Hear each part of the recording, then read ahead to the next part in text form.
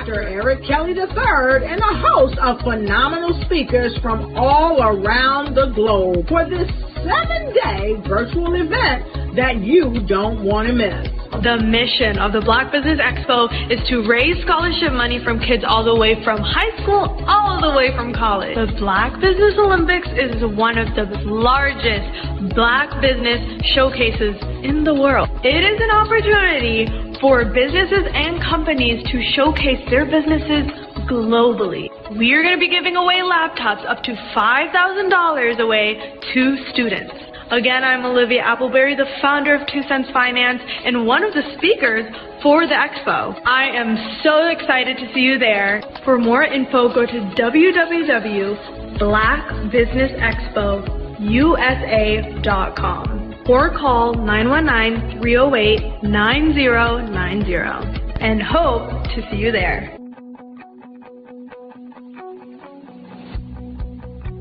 I am Black Business. From the moment I wake until the time I sleep. Yes, I am Black Business. I am Black Business. Tell me, are you Black Business? I am Black Business.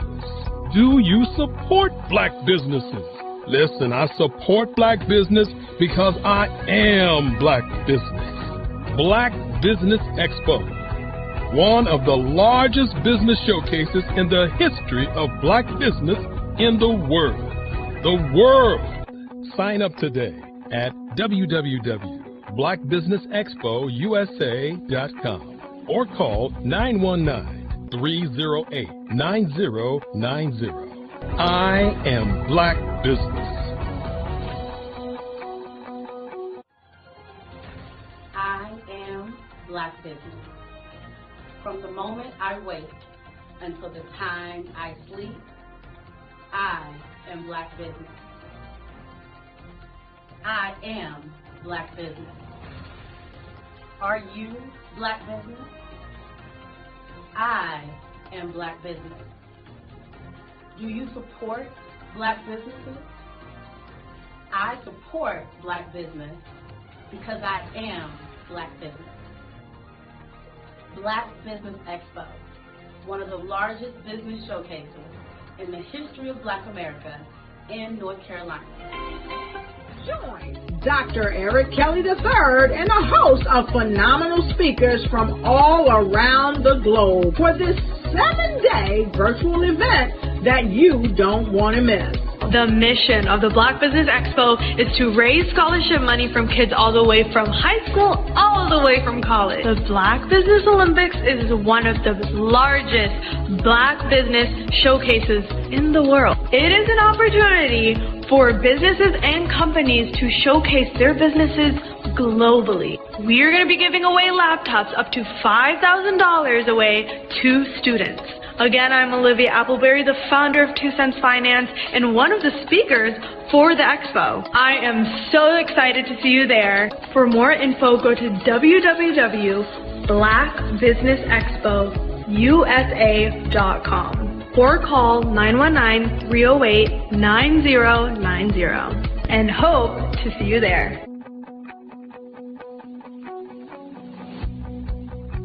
I am Black Business. From the moment I wake until the time I sleep. Yes, I am Black Business. I am Black Business. Tell me, are you Black Business? Black Business Expo, one of the largest business showcases in the history of Black business in the world.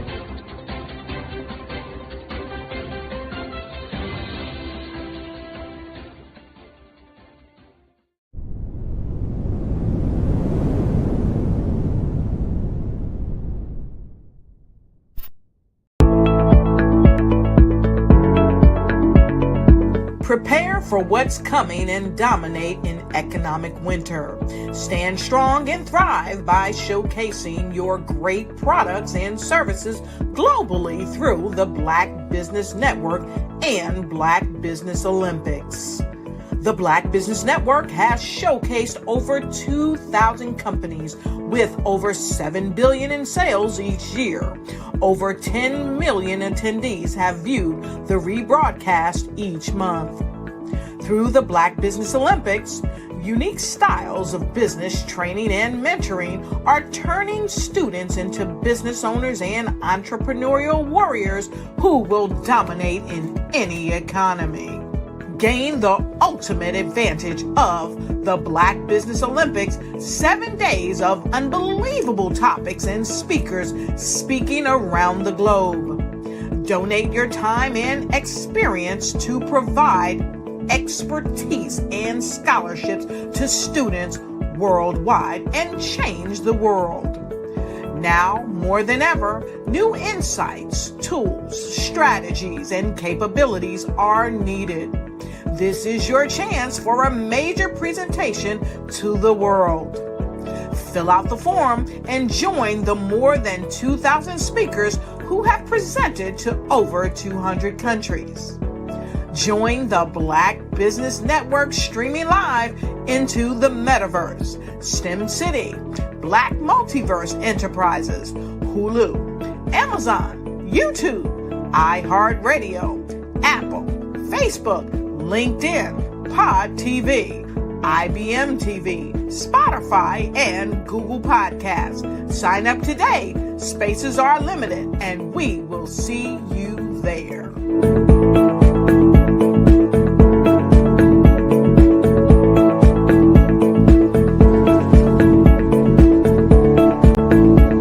The Black Business Expo's mission is to raise funds for high school seniors going to college or K-12 entrepreneurs. This expo is a fundraiser for students. Please, you may go to www.blackbusinessexpousa.com to donate to the scholarship fund or use the Cash App at $BBXUSA. Our goal is to give laptops and up to $5,000 to 10 students. Students can register online at www.blackbusinessexpousa.com.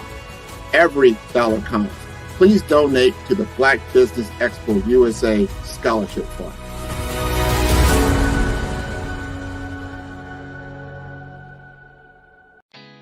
Did you know women represent just 3% of Fortune 500 CEOs and less than 15% of corporate executives at top companies worldwide? Have you wondered what the secrets are to getting into the top ranks, whether in the private or public sector? Do you want to figure out how to stop being held back in your career or passed over for promotion? Then you're in the right place. Hi, I'm Dr. Madeline Ann Lewis, President and CEO of the Executive Women's Success Institute. I have decades of experience in the military, the federal government, and corporate America, and my mission is to help women succeed and tap into their full potential. I want to reach 1 million plus women around the world to become the leaders they are meant to be. So if you want to move into a management or executive level position, or maybe you are a female veteran transitioning out of the military into business entrepreneurship, then reach out to the Executive Women's Success Institute at 301-693-3284.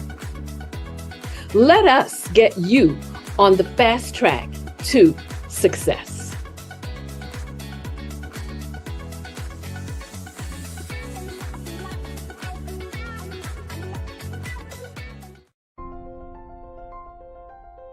What if you could build your own city?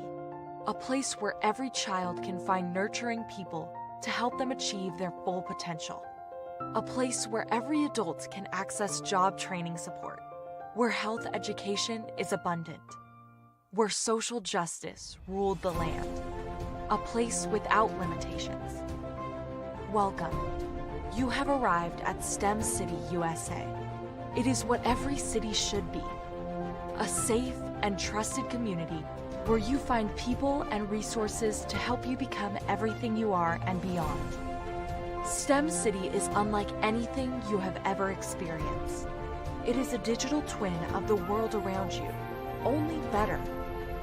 STEM City is about energy and soul renewal. it is more than a digital world. You can almost feel the power of live cultural events, music, and theater.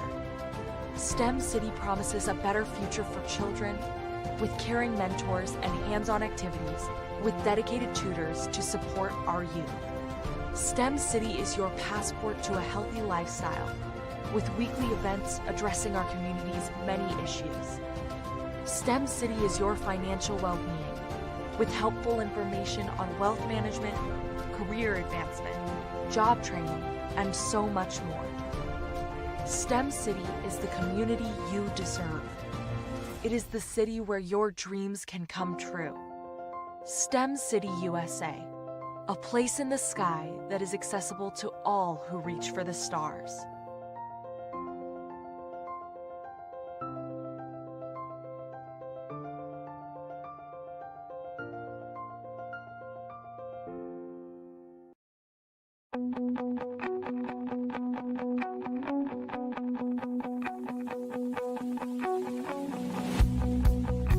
I am Black Business. From the moment I wake until the time I sleep. Yes, I am Black Business. I am Black Business. Tell me, are you Black Business? I am Black Business. Do you support Black businesses? Listen, I support Black business because I am Black Business. Black Business Expo, one of the largest business showcases in the history of Black business in the world. The world! Sign up today at www.blackbusinessexpousa.com or call 919-308-9090. I am Black Business. Are you a Black entrepreneur with a vision for global success? Are you ready to take your business to the next level? Introducing the Black Business Network, BBN, one of the largest Black business showcases in the history of the world. The only 24/7 global multimedia ecosystem dedicated to connecting and promoting Black entrepreneurs, brands, and businesses globally. With BBN, you can sell your business now 24 hours a day to over 200 countries. Reach a global audience in real time, build trust, and generate leads like never before. Access a world of opportunity with our live streaming and replay platform, featuring on-demand content, documentaries, and exclusive interviews. Get your exclusive, one-of-a-kind Black Business magazine covers that feature you and your amazing business today. And tap into our Black Business Global Chamber of Commerce, where your voice will be heard globally with over 1 million business owners. Learn the insights and strategies that Black entrepreneurs are using to grow today. Power your business with the Black Business Black Credit and Debit Card. Get cashback, access microloans, and build your business by doing business with Black businesses worldwide. Stay ahead of the curve with the Black Business World Report, our yearly intelligence magazine, providing industry trends, government programs, funding alerts, and so much more. BBN is more than just a network, it's a revolution. It's a global movement, uniting Black entrepreneurs from over 200 countries to share knowledge, build relationships, and create economic empowerment. And for corporations, BBN offers a unique opportunity to demonstrate your commitment to diversity and inclusion and access. Submit your corporate commercial today. Sponsor BBN, reach a targeted audience, and support the growth of Black-owned businesses. Our Black Business Ambassador program provides support and detailed information on all activities. From onboarding to mastermind think tasks, they cover it all. Whether you're looking to expand your business or your viewers, BBN brings together the tools, talent, and technology needed to grow Black-owned businesses worldwide. It's where we speak, sell, connect, and rise. Live and on demand. Join the Black Business Network today. Visit bxtv.org to learn more and unlock your global potential, where business is broadcast live, where the future is today. Call 919-308-9090 for your Black Business Fireside Chat today as we showcase your amazing business to over 200 countries. Black Business Network, one of the largest Black business showcases of Black business in the history of the world. Call today 919-308-9090 USA. You are a Black-owned business and you're looking for new ways to expand your reach. Or you're a creative and you have an amazing story that needs to be told, seen, and heard. Well, at Fave Unite TV, we're streaming the diverse and authentic narratives of Black American culture. At Fave Unite TV, you have access to product placement, feedback loops, promotional spotlights, and other ways to showcase your brand. And we have fans all around the world that can't wait to see what you're up to. So come to Fave Unite TV because we are showcasing the culture 24/7 with Black stories and Black storytellers. Subscribe to FaveUniteTV.com today. And for more information, email us at info@faveunitetv.com or call our hotline at 816-819-9939. Fave Unite TV, one of the largest platforms showcasing Black American content in the world.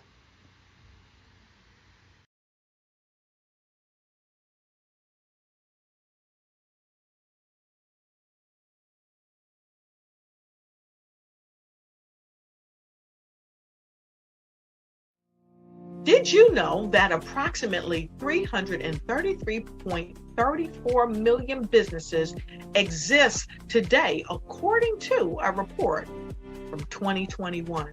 And you may be one of those businesses, or maybe you're not in the business market yet, but you're aspiring to be a business owner.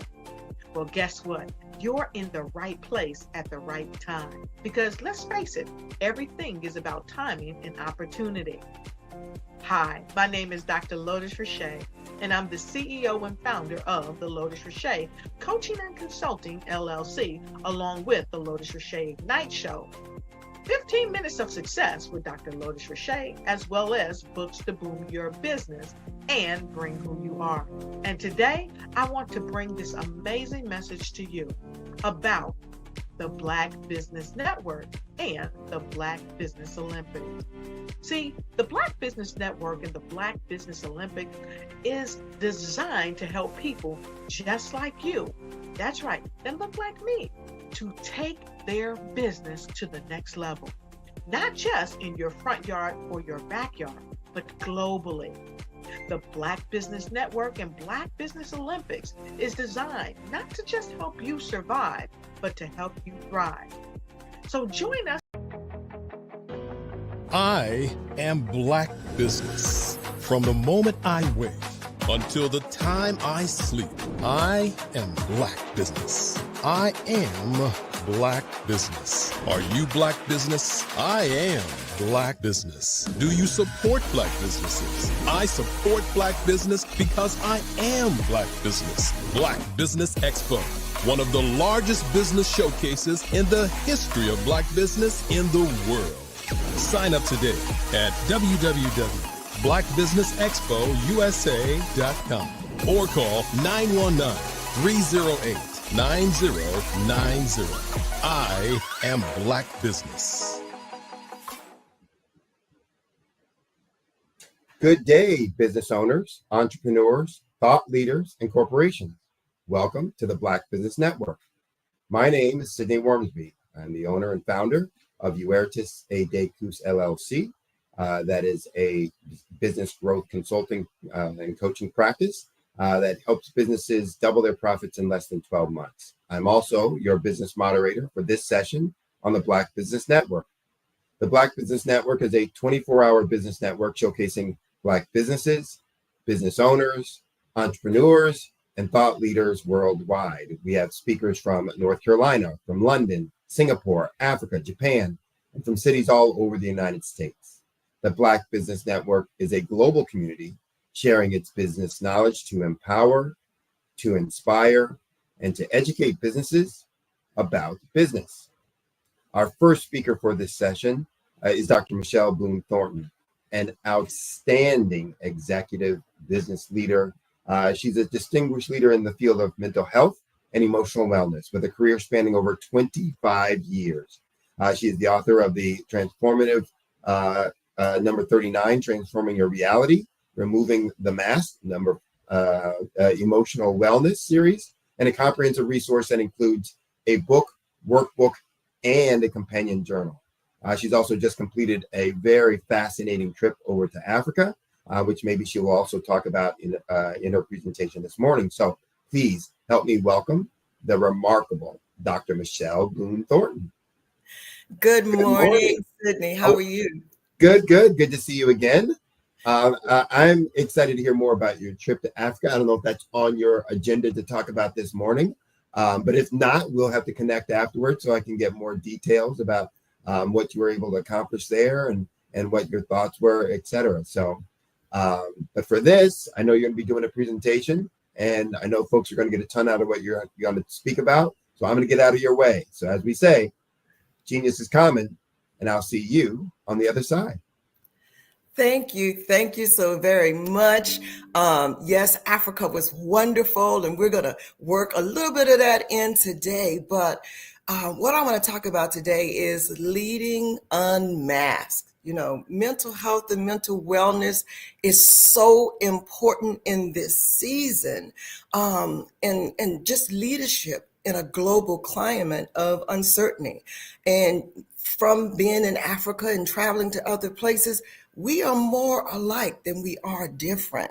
And so one of the things I do when I show up is I use my Transforming Your Reality, Removing the Mask series. And I've done this for a good little while now, and have been able to walk alongside business leaders, students, because I am a professor, entrepreneurs, and global change makers, kind of helping them not only build success, but sustain it by prioritizing emotional wellness. So through my workshop and mentorship and global humanitarian work, I empower leaders to remove the mask, lead authentically, and create environments where truth and healing are part of the mission, part of the everyday mission. So today we're going to talk about what it means to lead unmasked, especially in a world filled with uncertainty, with everything that is just going on around us. And so let's get started. You know, the global context of the moment, there's so many things that are affecting people in general, as well as Black entrepreneurs, minority business owners worldwide. I mean, we're dealing with conflict and displacement, economic inequality and instability, healthcare issues, aging population, federal and international program cuts, political unrest. And all of this contributes to like just the daily emotional strain. And people will say, well, you know, it is what it is. And even though we may not be able to change the climate, we can control us and how we show up emotionally. And so when we do not start to kind of show up this, handle our emotional baggage, so to say, our emotional weight, what happens is we begin to see what we thought was invisible being hidden under the mask. It starts to show up. It shows up in our health. It shows up in our relationship. It shows up in leadership, in our businesses. The invisible weight of global uncertainty is real. It's the emotional exhaustion that creeps in as we navigate layoffs, shrinking resources, unstable policies in a world of constant flux. I mean, when you wake up every day and there's something different that lies ahead of you, that is stressful. And it is the unspoken stress behind the smiles that we wear when we show up, the tension behind the never-ending to-do list. And if your to-do list is like my to-do list, it never goes away. I wake up with it. I go to lunch with it. And I go to bed with it and wake up, and the to-do list has grown overnight. And there's the fear of behind our brave faces, it's just a little bit of fear, right? And it's difficult to kind of each and every day as it mounts, show up with that smile. So when we start naming it, you know, acknowledging that we are tired, we are anxious, we're overwhelmed, the healing actually begins. The things that we want to keep buried, if we acknowledge those, we can start healing, because visibility invites accountability, clarity, and care. And that is so very important. So the mental load that our leaders are carrying, responsibility, right? As a leader, you are responsible to your staff, your families, your clients, your communities, and even generations to come. Leaders often feel like they must hold it all together, right? Making decisions under pressure, showing up when others can't, right? And carrying the emotional burdens of those they lead. If you're feeling it, they're feeling it too. But what you're modeling, they're going to give back to you. It's the image, the curated outer facade. We wear confidence, composure, and competence on the outside, even when we're unraveling inside. In many cultures, especially in the communities of color, there is little space for vulnerability in leadership. And at least we feel that way. And then there's the survival, right? The constant struggle to sustain the business, right? Protect your reputation, maintain relevance, and meet basic obligations. For many Black and brown business leaders, survival isn't just professional, it's personal, emotional, and generational. Across many cultures, especially within the Black, Indigenous, Latinx, and immigrant communities, there's an unspoken expectation to carry burdens without showing signs of struggle, right? Be strong, don't break down. You have to carry this load, right? Leaders are taught to push through, to never let anybody else see you sweat. And even the idea of equating vulnerability to weakness scares us. It really does. In the African American community, strength has long been a cultural currency rooted in historical survival, systematic injustices, and the need to prove one's worth, right? You have to be better than. You have to always be on top, right? The first one. But we have to let that go. Not stop striving, but stop straining. But that inherited strength often comes with a cost, right? Emotional suppression, isolation, and suffering in silence. I go to a women's retreat every year, and they're business leaders and women from all over. And one of the things we get to do is talk about what we struggle with, what we mask. And it's healing. It really, really is. Leaders are expected to be the rock, right? They have to uphold so many things, family, business, community, with unwavering resilience.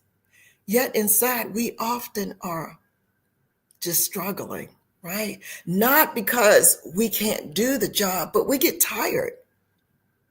We get exhausted. And so we suffer with chronic anxiety, sleep disturbance, fatigue masked as productivity. How you're so tired, but you still keep working because you don't want to be behind. You don't want to let anybody down, right? Emotional numbness and irritability, like you really don't even feel anymore. You're tired, but you don't even really feel it. That's burnout. And burnout doesn't always look like breakdown. It can look like you're really on top of things, but you are really burnt out.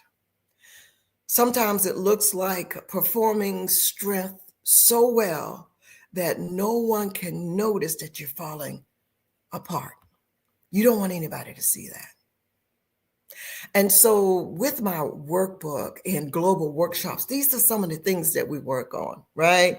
The mask equals cultural suppression, emotional silencing, and survival coping. Well, the mask itself is just a metaphor for an emotional armor that we wear. And sometimes it's driven by fear. Sometimes it's cultural norms, expectations, survival. It hides our pain and the burnout that we don't even really know is there because we're even masking that. Uncertainty, and even our dreams. Unmasking is what I always work towards. And it's not something that happens overnight, because for some of us, we have been masking our emotions for days, weeks, months, years. So in unmasking, we actually choose authenticity. You choose yourself, not the mask, but you. Emotional expression, your emotional expression. It's okay not to be okay. All right. And people say, well, Dr. Boone Thornton, when you unmask, does that mean I'm just keeping it 100? No, keeping it 100 will help you lose your family, your business, and everything else. It doesn't have to be an extreme. It has to be looking inward. Unmasking is the courageous act of revealing what is real. It's about choosing vulnerability over perfection, truth over performance, and healing overriding it all. Self-leadership is the decision to lead yourself before leading others.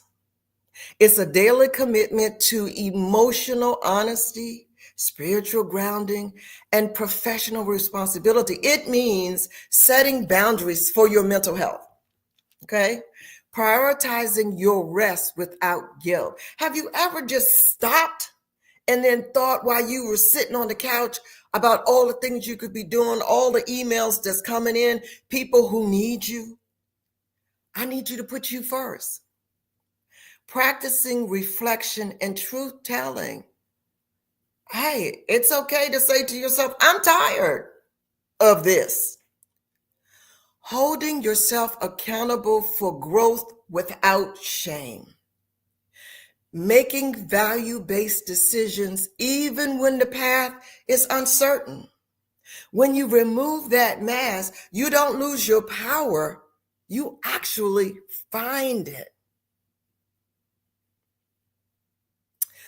I have had the opportunity to show up at places internationally.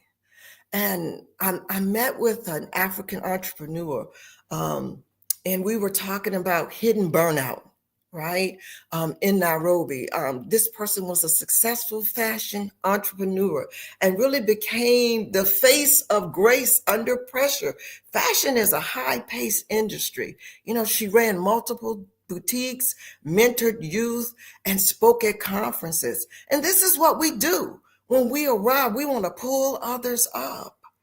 Yet behind closed doors, she was battling insomnia, panic attacks, and isolation, right? And she ignored those signs until her body forced her to pause. You know, the body keeps score. Through hospitalization and exhaustion, it wasn't until she removed the mask of always being the strong one that she discovered the healing power of therapy, rest, and setting emotional boundaries in business. I had the opportunity to speak in the Bahamas not too long ago and met a small business owner there who actually finds power in vulnerability. She's a bakery owner, and she wore this constant smile. Even as rising imports caused community instability, left her financially and emotionally depleted. At a staff meeting, she finally admitted to her staff, look, I'm scared, you know, and I can't fix this alone. Instead of losing confidence in her, her team rallied behind her.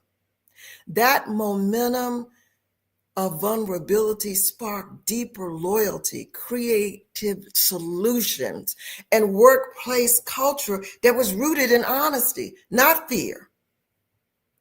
Her leadership became stronger because she stopped pretending to be invincible. And then right here in the US, I met with a CEO who really talked about anxiety, right? Something everybody probably in the room was feeling, but she talked about it. I was in Atlanta. She's a CEO of a tech company and known for her visionary leadership. She had been silently battling anxiety, medication, just everything. It wasn't really working. And it was during this like economic downturn, right? Despite, trying to have to hit these revenue goals, she just felt emotionally paralyzed. And so after one sleepless night, she opened the team meeting with transparency. And she started it off and she said, I've been operating under so much anxiety and I want to do better for myself and for you, my team. That admission didn't weaken her credibility. It deepened the trust. Her staff appreciated her humanity and they began having monthly wellness checkups as a result. So leadership in today's world, you have to show up. Don't shut down. What does authenticity look like when you show up? Recognizing how unprocessed trauma and fear shape your decisions. Leading with transparency can and will encourage courage for people have the courage across cultural and business contexts, just that courage. So I'm gonna give you a couple of strategies. Start with a international mindful morning reset. Start your breath work, your scripture, your prayer, your gratitude statements, whatever it is, do it. Choose affirmations, whatever they are in your culture, say them, do them, repeat them, write them down, put them on sticky notes all around. Anchor your morning before the world does. When you wake up, do you first. Do you first. Strategy number 2, emotional check-ins. Encourage your team members to start meetings, and even you to start meetings and daily communications with a simple one-word emotional check-in. Hopefulness, tired, overwhelmed, curious, resilient, determined, whatever that word is. This practice fosters emotional honesty. It builds connections and it reduces isolation, no matter where your team is located. Leaders can model this by going first and sharing how they truly feel to create this psychological safe environment. Number 3, create a worry window. Now, we all worry. We can't act like nothing bothers us, right? This is something we struggle with. Control over issues, over things, but you have to create that boundary. Designate 15 minutes per day to process stress, then release it. Don't hold on to it. Don't keep talking about it. The next person that shows up in your office, tell them about it. Release it. Encourage your team to do the same. Release it. That's it. It happened. It was good. It was bad. Let's move on. Okay. Number 4, community and connection. Join communities like this one, the Black Business Network. You have speakers all over speaking live, teaching constantly. Keep these YouTubes, play them and replay them as you need them. That's your support system. Create space for cross collaboration. Isolation ends when you share your stories. Number 5, and the last one, workplace wellness. Make that culture. Cultural responsive wellness practices, tea rituals, prayer circles, music therapy, quiet days, whatever works. Normalize wellness check-ins and emails. Before you start the team meeting, when you send out that first email, at the beginning of the project, all throughout the project timelines, check in with the members. Share global examples of leadership promoting mental health. Okay. So, releasing the mask, that is something we need to do. We need to do it for ourselves, our businesses, our family, our country, globally. We need to do that. Emotional authenticity equals global leadership currency. In today's interconnected, multicultural world, a leader's ability to be emotionally real, transparent, and grounded in truth is just as valuable, if not more, than traditional measures of power like money, title, or influence. And so I'm going to end with an emotional authenticity, telling the truth about how you feel without any shame, showing up as a whole person, not just a job title, letting your team see your humanity, your struggles, your strength, and rejecting the need to constantly perform as perfect and unbothered. Currency in this sense is a value or capital that opens doors and builds trust across borders. Around the world, people are craving leaders who are relatable, not just reliable. Emotional authenticity transcends language and culture. It communicates safety, trust, and just a realness. And so, final takeaways: honor what's not working emotionally in this current client. Give yourself permission to pause and truthfully acknowledge the emotions that are kind of surfacing during the season of uncertainty without dismissing or minimizing them, right? We do that a lot because we're busy and we don't have time. But don't dismiss your emotions. When you reflect, don't just think about what's happening, but slow down to really feel and name what is emotionally draining, painful, or disconnecting in your life. Choose one emotional strategy that we talked about today and begin the unmasking process. Redefine success to include peace, wellness, and community care. You're not alone. Healing and leadership can coexist globally, right?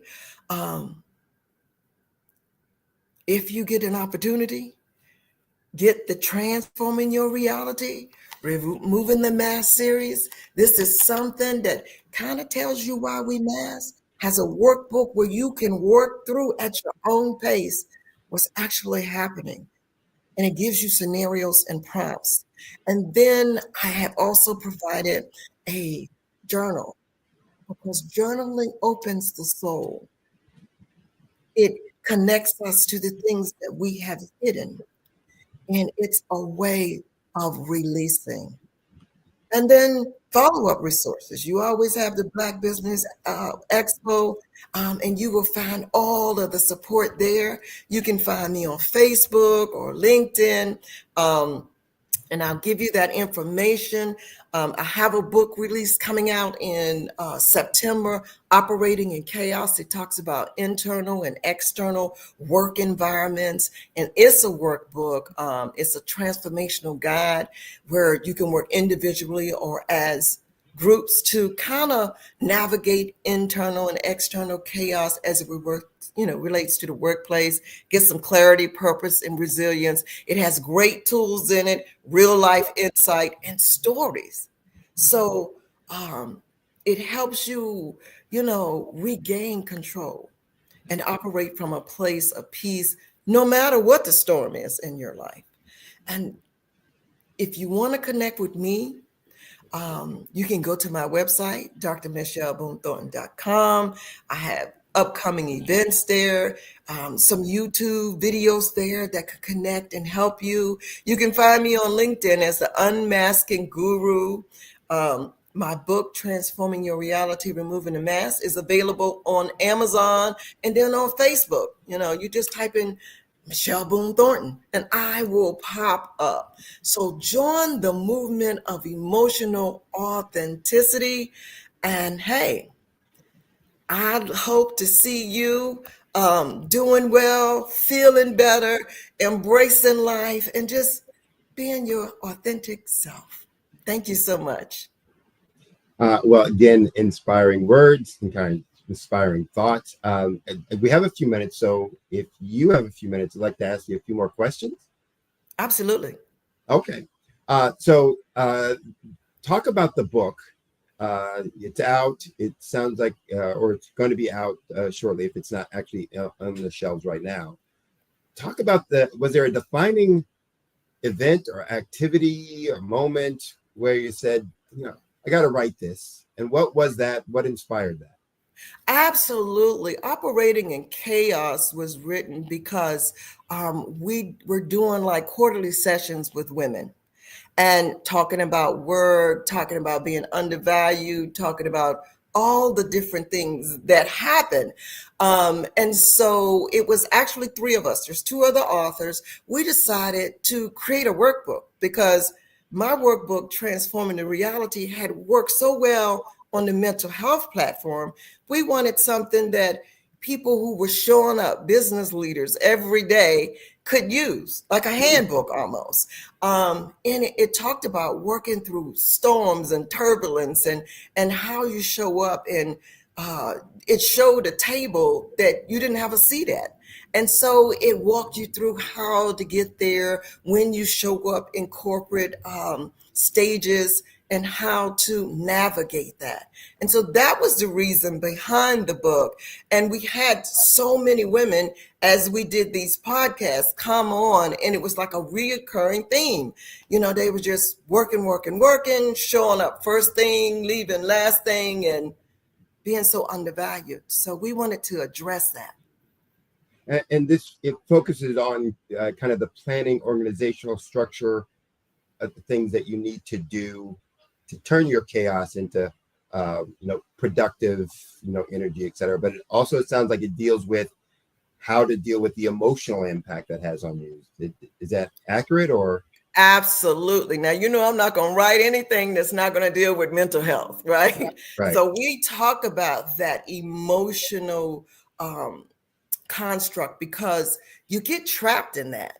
You're feeling all of this, but you're going to work with that smile on that I was talking about. Yep. You're leading with that smile and you're not really dealing with your own emotions. And so what we have to realize is what we're modeling when we show up in perfection and confidence and competence. We're modeling that for those individuals who are looking at us as role models. So when they take on their business, to open up their business, that's how they're going to show up because that's what you've shown them. You haven't talked about the reality, the emotion, the real. Talk about, because there's a fine line that people, I'm sure when they're hearing it, they're like, oh, so, I'm supposed to, let all my flaws, let all my troubles out, be, completely open to. There's a line between how do you stay confident and involved, in your daily activities, but also then aware of your mental state and what you need to do there, without just, letting everybody know everything's going on with you. How do you walk that line, or in the book, do you talk about, walking that line? What's the balance? What's the mix? Right. And we do talk about walking that line because as a leader, you have to show up as a professional, but you don't have to show up perfect. So we do help you deal with what you're feeling, what's going on daily, not meaning you're going to show up to work and you're having a therapy session with your coworkers. Right. Like, that's not what we're talking about. Exactly. We're talking about you managing your feelings and not just pushing them down and ignoring them and just keep pushing till you get to the point of burnout. Right. That's what we're talking. And we give you that delicate balance, so to say. Yep. What you can do, because we don't want you to show up burned out, irritable, right, just snapping at everybody. We're trying to help you to keep from getting there. And when you don't release these things, it shows up in your body. Now you have, a blood pressure issue, a blood sugar issue, your back, your legs, your joints. And so it's a wholeness that we're trying to obtain. Super. You mentioned how folks can get a hold and get in touch with you. Do you have some workshops coming up also that you want to let folks know about? I am. The next actual workshop that I'm doing for my sorority, and it's about business leadership and emotional wellness as well. And that's August the 24th. But the best way to keep up with what I have going on is just to go to my website, drmichelleBooneThornton.com. We list everything. And even if you're on LinkedIn or Facebook, I always have upcoming workshops and things, because I kind of travel a little bit now. I'm in Virginia, but I show up in Atlanta and Africa and everywhere else. So yeah, absolutely. Now, do you want to talk any more about the project that you're launching in Africa, or you're working through in Africa? Yeah, well, when I was there this time, I love it because I actually usually am in Nairobi, but this time I went to Kissy, and they had a Woman of Influence conference. And I just met these wonderful women from all over the world. I was able to award some of them through I Change Nations. I have my own award, the Dr. Michelle Boone Thornton Award, and just look at leadership from their perspective. But later, when I got back to Nairobi, I was able to go visit some of the slums, and there was a school program, Beyond the Vision. And I connected with them. And one of the things we're going to be working on is a mental health curriculum for them. They have something in place, Hakim's Space, but we really want to ground that and get it sanctioned by the government and everything. And so we're working on that. We're excited about that. Hopefully when I show up next year, or maybe sooner, we will be using that curriculum, not just in that specific school, but throughout Kenya. So we're so excited about that. I have information about it on my website as well. We're looking for partners as well. So I will keep you updated. Absolutely. Appreciate that. And I put the plug out there again. So as you just heard her say, they're looking for partners. So if you're looking to do things good across the world, if you're looking to do things specifically in Africa and promote your business activities there while helping communities, Dr. Boone Thornton is a great resource and great contact for that. So hopefully you'll get some folks reaching out to you for that as well. So I'll give you another opportunity. How can folks get your book? Absolutely. Transforming Your Reality, Removing the Mask is out on Amazon. And then I have another book, Operating in Chaos, dealing with external and internal issues in the workplace. That's coming out in September. And you just stay connected with me and you'll have all of the information you need. Both those books are on Amazon. Dr. Boone Thornton, it is always a pleasure to speak with you, hear what you're doing. You're always doing phenomenal work. So as I said before, let's stay in contact and communication. Look forward to helping and assisting in any way I can, and hearing more about the work that you're doing, not only here in the States, but also the project you have going over in Africa as well. So, all right, thank you. All right, genius is common, and we'll see you on the other side. And remember, the Black Business Expo's mission is to raise funds for high school seniors going to college and for K through 12 entrepreneurs. So the expo is a fundraiser for students. You can go to www.blackbusinessexpousa.com. Again, that's blackbusinessexpousa.com to donate to the scholarship fund. You can also use Cash App, and the account should be rolling across the bottom of your screen. That account number on Cash App is $BBX USA. Again, $BBX USA. Our goal is to give laptops and up to $5,000 to 10 students. And so if you're a student, you can register online for the scholarships at that same website, blackbusinessexpousa.com.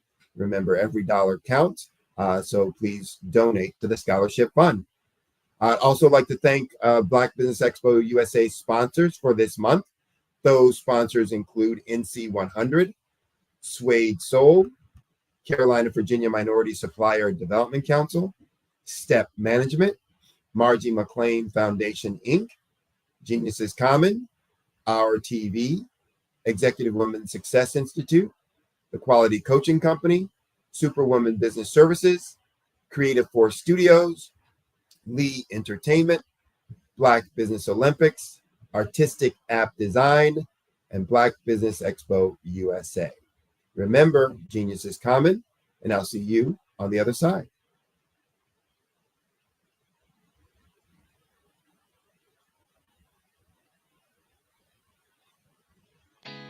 Did you know women represent just 3% of Fortune 500 CEOs and less than 15% of corporate executives at top companies worldwide?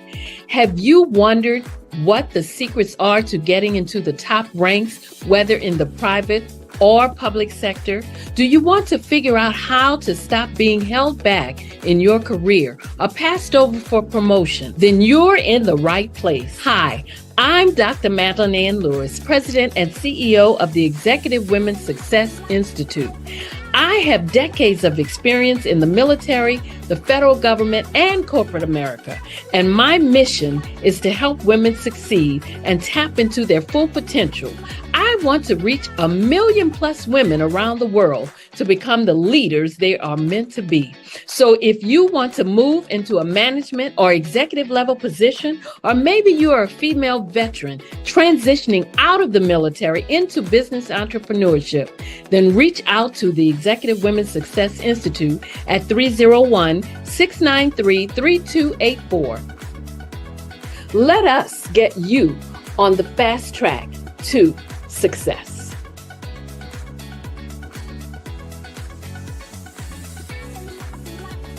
Phenomenal Tanya T. Wise, who is here from the great state of Maryland. Tanya, welcome and thank you for being with us today. Can you indulge our audience a little bit and tell them just a little bit more about who you are and what it is that you do? Well, I love being able to talk to people and have a magnetic attitude, being able to just show them. So I always like to say, level up is Coach at Tanya T. Wise here. So can you tell our audience, just give them a teaser about what your presentation will be about? So my philosophy is that we should all be living our dream life. So tomorrow I'm going to talk about how you start living your dream life. What are some of the things that you thought about in your childhood that you just kind of let go and dormant? Wow. And I want to reignite that and just give you some pointers and some tips, some tools, some strategies to be able to start living your best life now. And guess what, Wanda? And leave an inheritance for your legacy. Oh my goodness. Okay, I know that's resonating with a lot of people. I've heard that you have a dynamic coaching program. Can you tell us a little bit more about that? Absolutely. So our coaching program help people that have the lack of time, that lack strategies, and lack the confidence to go after their dream life. So we help them implement tools, we help them implement strategies, as well as give them resources so that they can live their best life now and leave that inheritance. Wow. Oh, I love that. I love the leave the inheritance part. Listen, you are dropping some major nuggets, and I know a lot of what you're saying is resonating with a lot of people, but I think we're all curious. How did you even make this transition into the speaking and coaching arena? What's the story behind this? So I started out in finance, and I realized that a lot of people don't necessarily go after their dream life because of the lack of finances or the education behind finances. But it wasn't until I lost my firstborn, my only son, that life changed for me. And where I was going after it all, living the corporate life, hit my 6-figure income, and living in my dream house with my dream man, driving my dream car. I nearly lost it all when I lost my son. And so I realized it only takes one financial catastrophe that can change your entire life. That's what made me start All New Beginnings. Because no matter what's going on in life, there's a new beginning. And because of that, we develop a program called Wise Minded.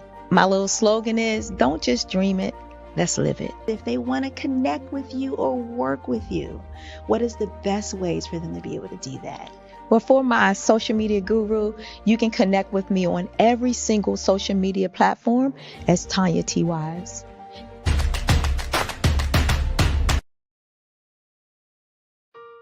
Hello, this is Israel, and I am CEO of Daydreams Interactive and author of Princess Planet. So, genius is common, and as a kid, I loved to daydream. Even as an adult, I love to daydream. And when my daughter became 6 and loved princess characters, but we just could not find the diversity that showed her, we created our own characters. So, for instance, you have Princess Nulu right here. Princess Nulu is from Uganda, and her genius is that she loves to take care of animals. She can actually even listen and hear what they say. And then we have Princess Isabella right here. Princess Isabella, she's from Cuba, and her genius is biochemistry. One day she hopes to eliminate disease. Then we have Princess Nia right here. And Princess Nia is based off of my daughter. And she wants to be the greatest dancer alive. So that's her genius. So what's your genius? My genius is my imagination. Genius is common.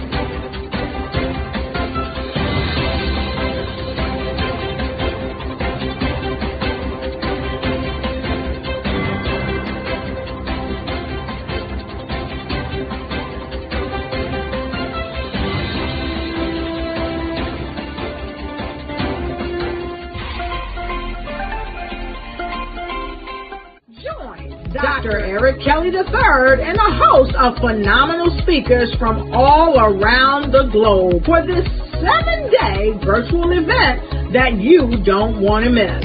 The mission of the Black Business Expo is to raise scholarship money from kids all the way from high school, all the way from college. The Black Business Olympics is one of the largest Black business showcases in the world. It is an opportunity for businesses and companies to showcase their businesses globally. We are going to be giving away laptops up to $5,000 away to students. Again, I'm Olivia Appleberry, the founder of 2 Cents Finance and one of the speakers for the expo. I am so excited to see you there. For more info, go to www.blackbusinessexpousa.com or call 919-308-9090. and hope to see you there. I am Black Business. From the moment I wake until the time I sleep. Yes, I am Black Business. I am Black Business. Tell me, are you Black Business? I am Black Business. Do you support Black businesses? Listen, I support Black business because I am Black Business. Black Business Expo, one of the largest business showcases in the history of Black business in the world. The world! Sign up today at www.blackbusinessexpousa.com or call 919-308-9090. I am Black Business. I am Black Business. From the moment I wake until the time I sleep, I am Black Business. I am Black Business. Are you Black Business? I am Black Business. Do you support Black businesses? I support Black business because I am Black Business. Black Business Expo, one of the largest business showcases in the history of Black America in North Carolina. Join Dr. Eric Kelly III and a host of phenomenal speakers from all around the globe for this 7-day virtual event that you don't want to miss. The mission of the Black Business Expo is to raise scholarship money from kids all the way from high school all the way from college. The Black Business Olympics is one of the largest Black business showcases in the world. It is an opportunity for businesses and companies to showcase their businesses globally. We are going to be giving away laptops up to $5,000 away to students. Again, I'm Olivia Appleberry, the founder of 2 Cents Finance and one of the speakers for the expo. I am so excited to see you there. For more info, go to www.blackbusinessexpousa.com or call 919-308-9090 and hope to see you there. I am Black Business. From the moment I wake until the time I sleep. Yes, I am Black Business. I am Black Business. Tell me, are you Black Business? I am Black Business. Do you support Black businesses? Listen, I support Black business because I am Black Business. Black Business Expo, one of the largest business showcases in the history of Black business in the world.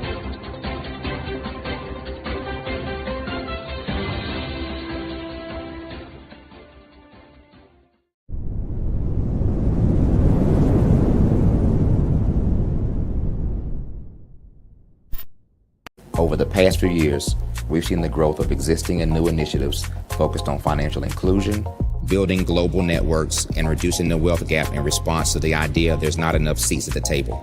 Whether their outcomes are to increase the representation of Black executives on corporate boards, ensure an inclusive global economy, or to create new U.S. African commercial pathways, the strategies are often carried out by separate programs. The question is, should they be? With the continent of Africa being home to more than half of the world's fastest growing economies, the youngest workforce, over 400 companies generating more than $1 billion annually, 700 generating more than $500 million annually that are poised for growth, and being the destination of nearly $5 billion in venture capital in 2021. Diversifying U.S. and Africa commercial engagement by building bridges between African businesses and their U.S. diaspora should begin being seen as mutually beneficial. From helping to reduce Africa's enormous capital gap to catalyzing two-way trade opportunities, the COVID-19 global pandemic hopefully has taught us that global challenges and opportunities are more interconnected than we thought. During the pandemic, African companies like Unicorn Flutterwave, insurance provider Reliance Health, ride-hailing app Yasir, 54 gene, the continent's first bank of DNA on people of African descent, prove that when African companies have access to networks, capital, and information, they grow big, grow fast, and create solutions that are valuable to the world. This is why Be Direct was created. We are the first U.S.-based but African-centric board preparedness and board search company designed to connect U.S. Black talent and corporations to African businesses. Unique and fundamental to Be Direct's success is our process of helping board candidates adapt their experience and networks to an African context before they're connected to high-growth companies that are looking to locally and globally scale. From our focus groups with African business execs and government leaders, we don't ignore the sentiment that business is easy, but people are hard. Having a pool of board candidates with hard-to-access networks and extensive experience across the business life cycle, including successfully raising capital, is table stakes for an initiative like this. So yes, we have that. But corporate or entrepreneurial success in the U.S. does not guarantee success in Africa. Developed alongside industry partners on the continent, our training program, Be Direct Prep, is designed to transpose their experience to create cultural comfort, understanding, and a commitment to helping businesses in Africa scale. Our board governance sessions are African, continental, and country-specific, integrated with cultural awareness and dexterity training, masterclasses led by African industry execs, and mentoring and coaching from African continental-based facilitators. But even more unique to Be Direct Prep, we cap off our training program with an immersion trip to help candidates that have not been to Africa before see and feel Africa's complexity and opportunity from African soil. We all know traditional network-based board placement has historically left a lot of us out of ever really being in the paid board pipeline. Our strategy supports the work of many great organizations that are successfully filling seats at U.S. board tables by creating more tables for those that are still left on the sideline. It's time to start seeing the role and value of U.S. Black talent and businesses on the continent of Africa differently. Old perceptions and habits limit economic inclusion. Let's transition Black talent and the African businesses they will support from the periphery of the global economy to its core. Living in a global lockdown, we all know now how fast local and global economies can change, and see the value of having businesses that hire, strengthen local value chains, and even grow globally. Status quo in any form holds back progress.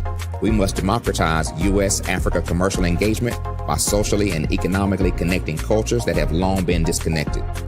It's time for Africa's U.S. diaspora to redefine their global value by helping African businesses scale continentally and globally.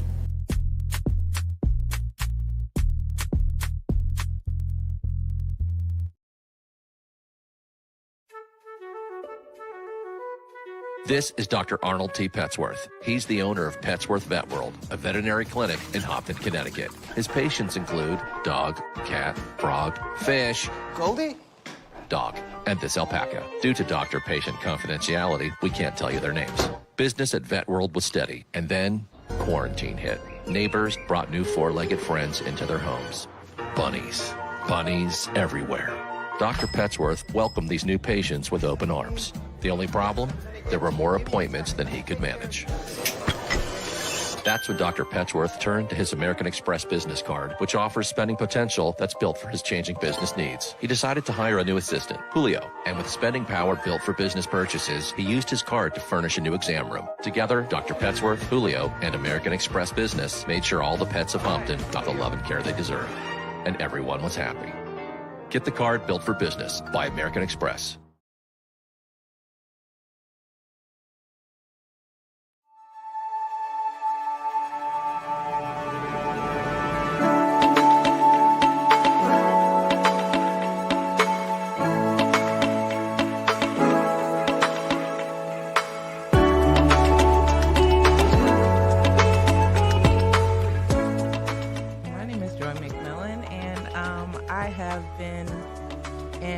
Infection control and nursing for over 30 years. It is truly my passion. I love being able to see people who are in need go into a facility and get quality care, have quality outcomes, and don't leave with anything they didn't come in with.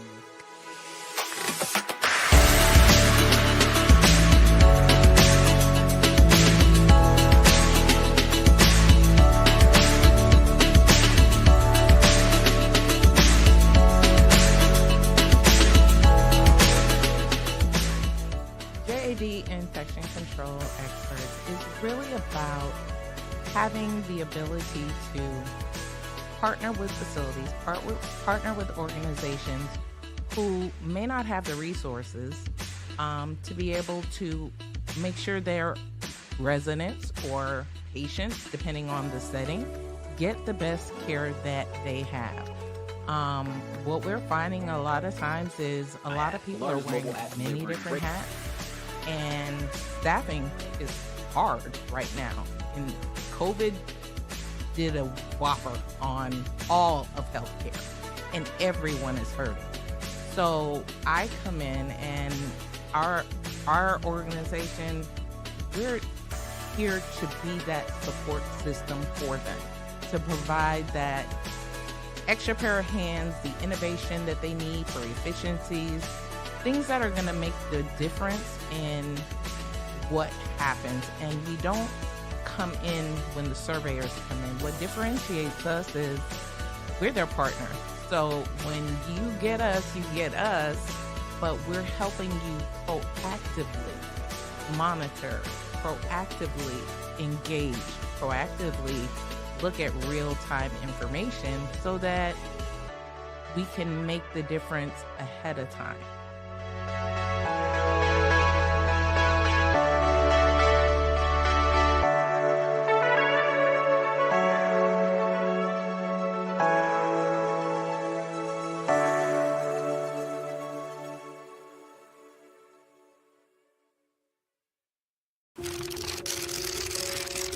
Bravery is not the absence of fear, but the ability to overcome it. We stand for those who defy suppression, who speak out, and those who walk the road less traveled. Everyone deserves to be seen and their voices to be heard. We're sparking a movement, growing a community of creators united by the desire for freedom, choice, equity, and ownership. At Fanbase, it's all for one and one for all. We support each other to guide, promote, and uplift you in a place where you can unapologetically be yourself.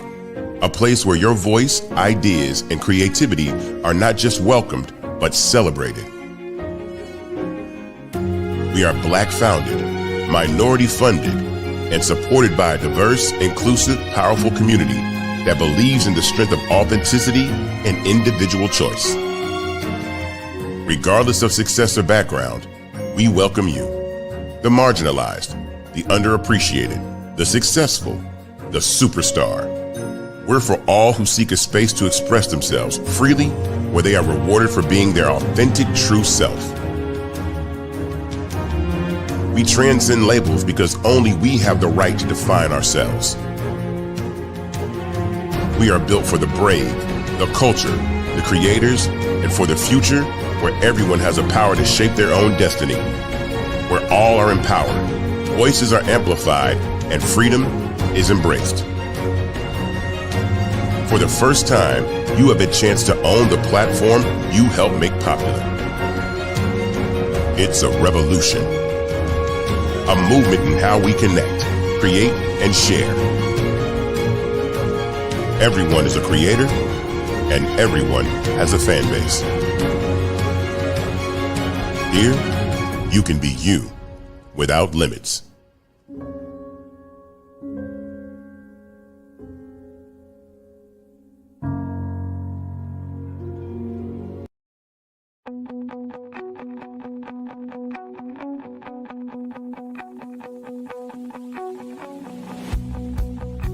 I am Black Business. From the moment I wake until the time I sleep.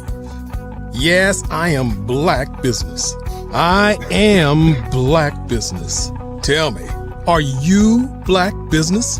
I am Black Business. Do you support Black businesses? Listen, I support Black business because I am Black Business. Black Business Expo, one of the largest business showcases in the history of Black business in the world. The world! Sign up today at www.blackbusinessexpousa.com or call 919-308-9090. I am Black Business.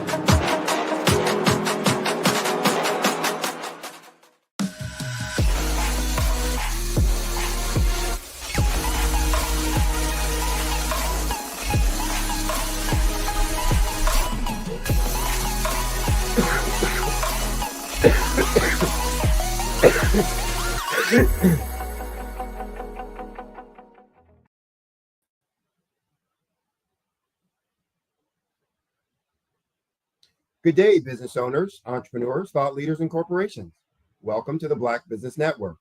My name is Sidney Wormsby. I'm the owner and founder of Uertis Adecus LLC, which is a business growth and coaching and consulting practice.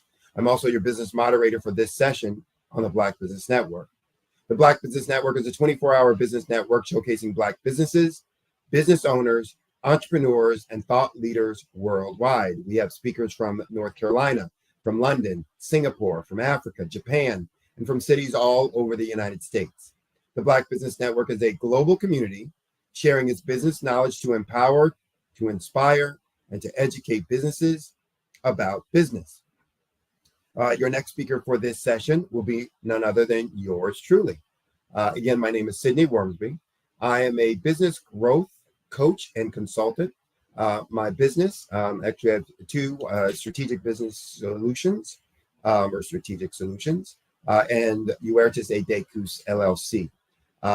Strategic Solutions is more of a strategy coaching practice, and Uertis Adecus is more of a growth coaching practice. My focus, and I just did a workshop recently where I talked about target marketing, growth strategies, etc. And one of the things I like to highlight so much about what I do and the work I do, and why we can get successes that we have is because I like to keep it simple. And I believe firmly that things are not complicated. We complicate them, typically because we're trying to avoid doing the things that we know we should be doing. But life, world, business in general is not complicated. It's pretty straightforward and simple. And as long as we stick to these things, these basic processes, we'll be okay. And so I use that same approach in my coaching and consulting practice. I use the concept of small change to big things. So first, before I get into all of that, I'm going to talk a little bit about my background so you understand where I'm coming from. The first part of my career, I spent in corporate life, Fortune 50 companies. So I have an undergrad in engineering, an MBA in human resources and operations management. And so I used all of those knowledge, skills, degrees, et cetera, to really help businesses to grow. First on the manufacturing operations side, helping to build, start up new manufacturing operations, then working to help start up new divisions with manufacturing strategy, operations planning, process improvement, process planning, process development, et cetera.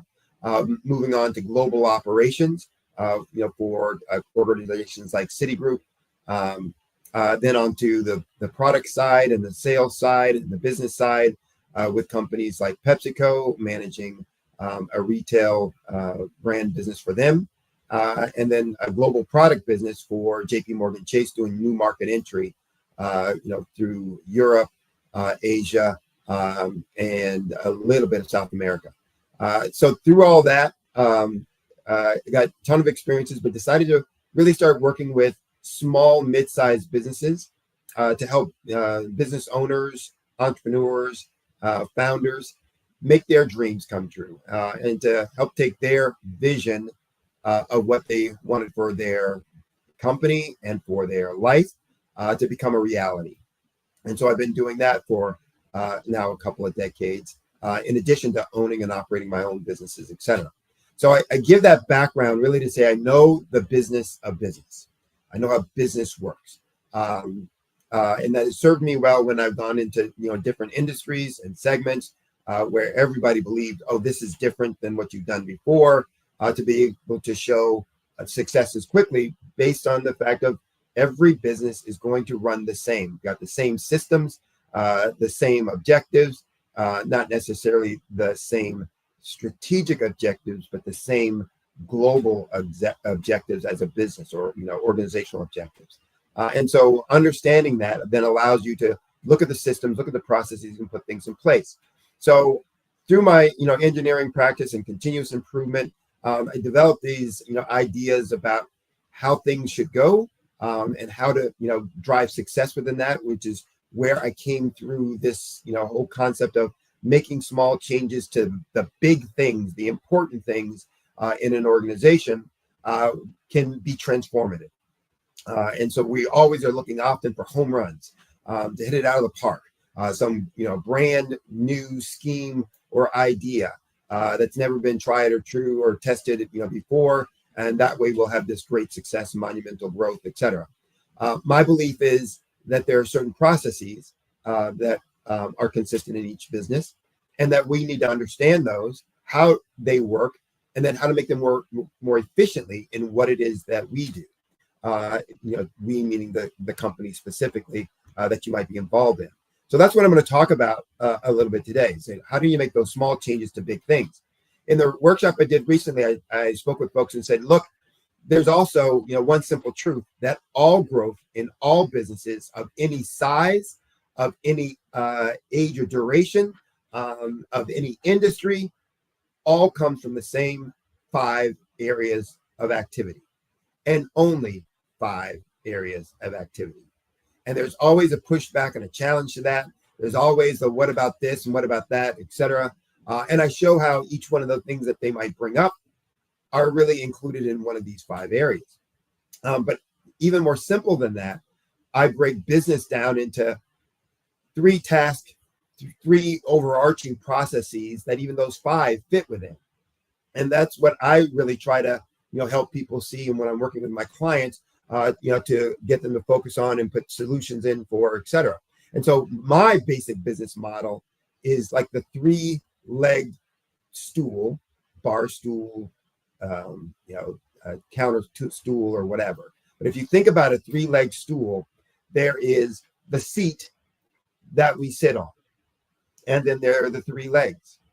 Well, I look at business as that 3-legged stool, that the seat is the business, and those 3 legs are what holding that seat up, and therefore whatever that business is supporting holds up. If that business is supporting you and your family, if that business is supporting a community, if that business is supporting all the employees and their families, those 3 legs have to support the business and whatever the business is going to be supporting.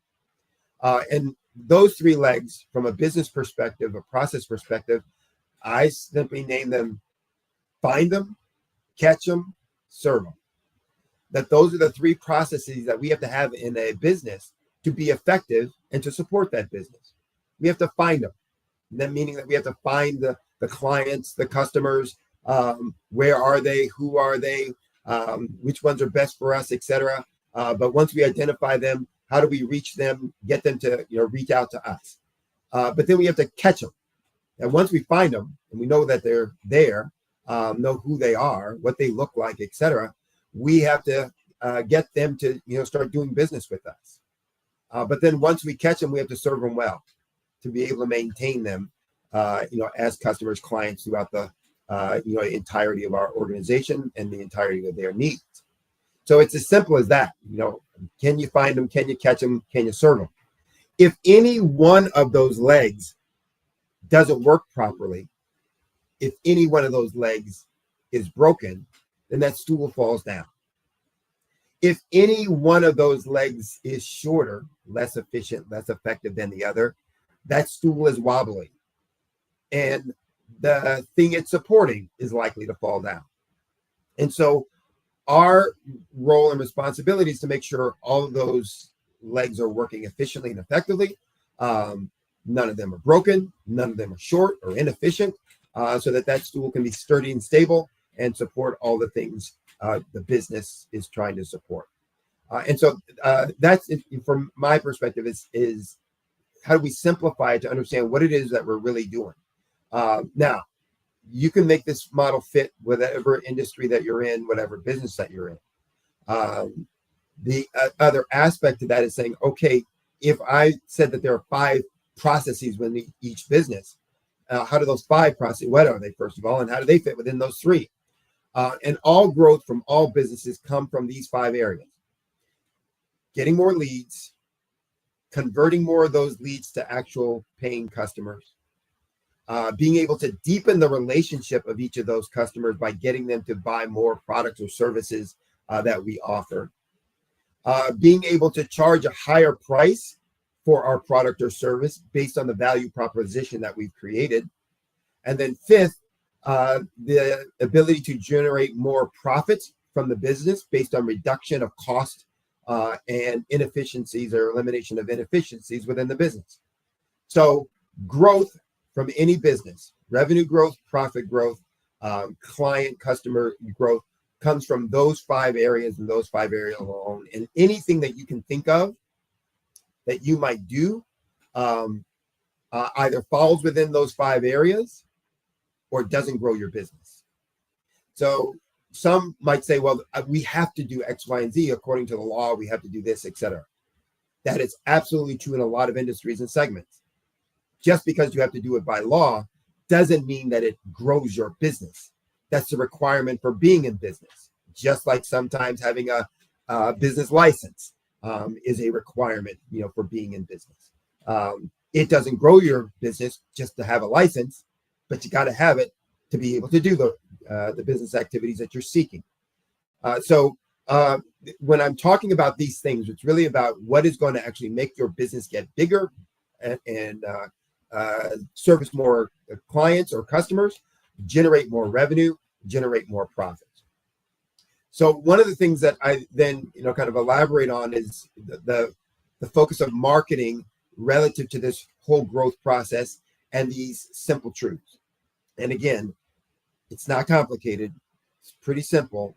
If we can make small changes in these 5 areas, then we're going to see our business transform, not just grow, but explosively grow so that we can transform the business into something that it wasn't before. And I make the bold claim that I can double your profits in 12 months or less. And I do that with businesses, consistently.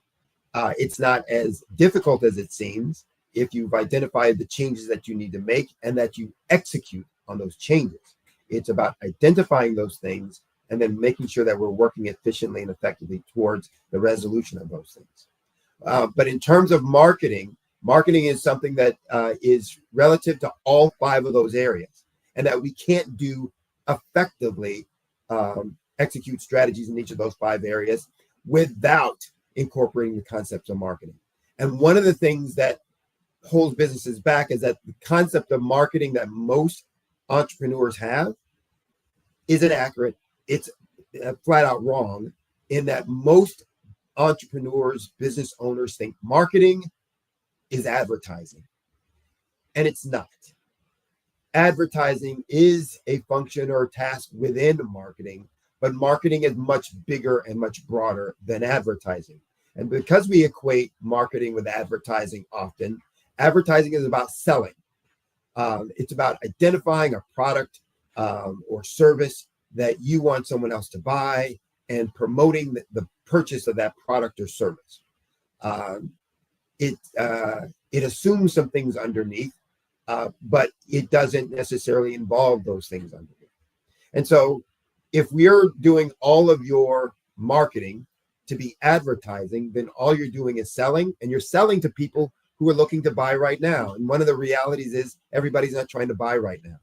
So marketing is more than advertising, and it's integrated in all 3 aspects of the 3-legged stool that I talked about, and all 5 aspects of the things that drive growth in all businesses. And so again, one of the things I want you to be doing in order to grow your business is to first make sure you're working on your business, not in your business, meaning that if you're working on any one of those legs, then you can't be working on the other of those 2 legs. And the whole time you're working on that one leg, the other 2 are sitting unaddressed and not moving forward. And so as a business owner, you have to be managing over the entire business, all 3 legs of the stool, all 5 processes within the 5 categories that I talked about. The second thing is I want you to make sure that you're getting is that small changes to these big 5 areas, or into those 3 big areas of the stool, the legs of the stool. Small changes in there can be transformative, and each of those can be transformative.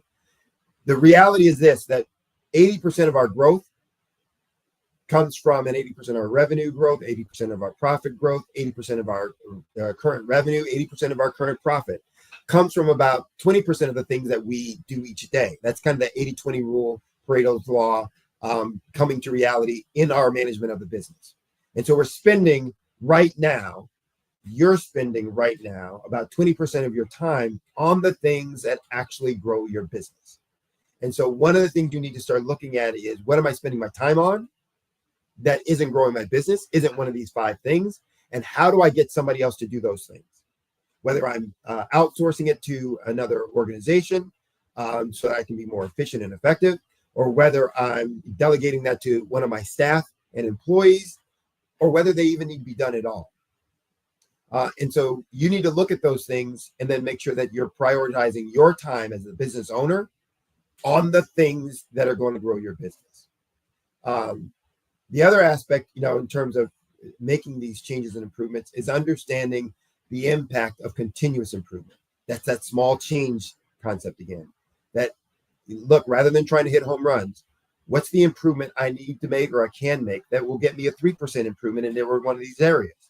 And a 3% improvement in one area of leads, for example, having more leads will trickle down. Even if I don't improve my performance in each of the other 4 areas, will trickle down in terms of improvement in my profitability. But if I'm making a 3% or 5% improvement in every one of those categories, then you can start seeing how that starts to multiply when you get to the end of the funnel. Again, I talked about the 5 areas and what they are. Let me give you a couple of examples of how you can make growth happen in each one of those areas, really through just some small changes. So we talked about the 5 areas being more leads, conversion of more of those leads, deepening the relationship through more transactions with each of our clients and customers, increasing pricing through value proposition, improvement of value proposition, and more profitability through efficiencies of operations, reduction of costs, reduction of defects. So from a more leads perspective, leads are the lifeblood of a company, of any organization. You can't have a sale until you first have a lead, and that you obviously need to convert that lead to a paying customer. But a lead is nothing more than getting the attention of someone within your target market, and communicating how what you do, what your strengths are, what you provide is unique and uniquely qualified to eliminate their pain points. And so that's a jam-packed statement because so many things in there are assumed, but then need to be assured. So first of all, we said target market. Who is your target market? Do you really know? Have you detailed that out? Can you define and describe them? Do you have a persona or an avatar that identifies them? Most times when I start working with a client and I ask them, what is it you truly sell? They have a hard time explaining that. They'll go into their product and service and no. You know, what I mean is, what problem do you solve? Then when I ask, who's your target market? The next thing they always say is, well, everybody's our target market. Not true. And, you know, some of them might be able to get it down to a little bit, you know, more refined, but very few, which is why they're struggling at the time when I come to work with them, have a real clear, concise idea of who they're targeting and why they're targeting those folks. And if I don't know who I'm targeting, then I don't know what their pain points are. And every individual out there, you included, me included, is always focusing on one of 2 pain points that are going on in their life, business life or personal life. They have a problem that they have that they don't want, they're trying to eliminate, or they have a benefit that they want that they don't have. So they either have a problem and they don't want that problem, or they want a benefit and they don't have that benefit and they're trying to secure it. And so our role from a business perspective is to understand what those needs are, so what those problems are, or what those desired benefits are, and then how do we deliver those. But the second thing is understanding our unique strengths. What's unique about us? And when I ask that question of my new clients or prospective clients, it's surprising how few people really know what makes them unique, that they've even stopped to bother to spend the time to understand what makes them different. And I've heard all of the kind of tried and true, oh, you know, we've got X number of years experience. That makes you good. That makes you unique.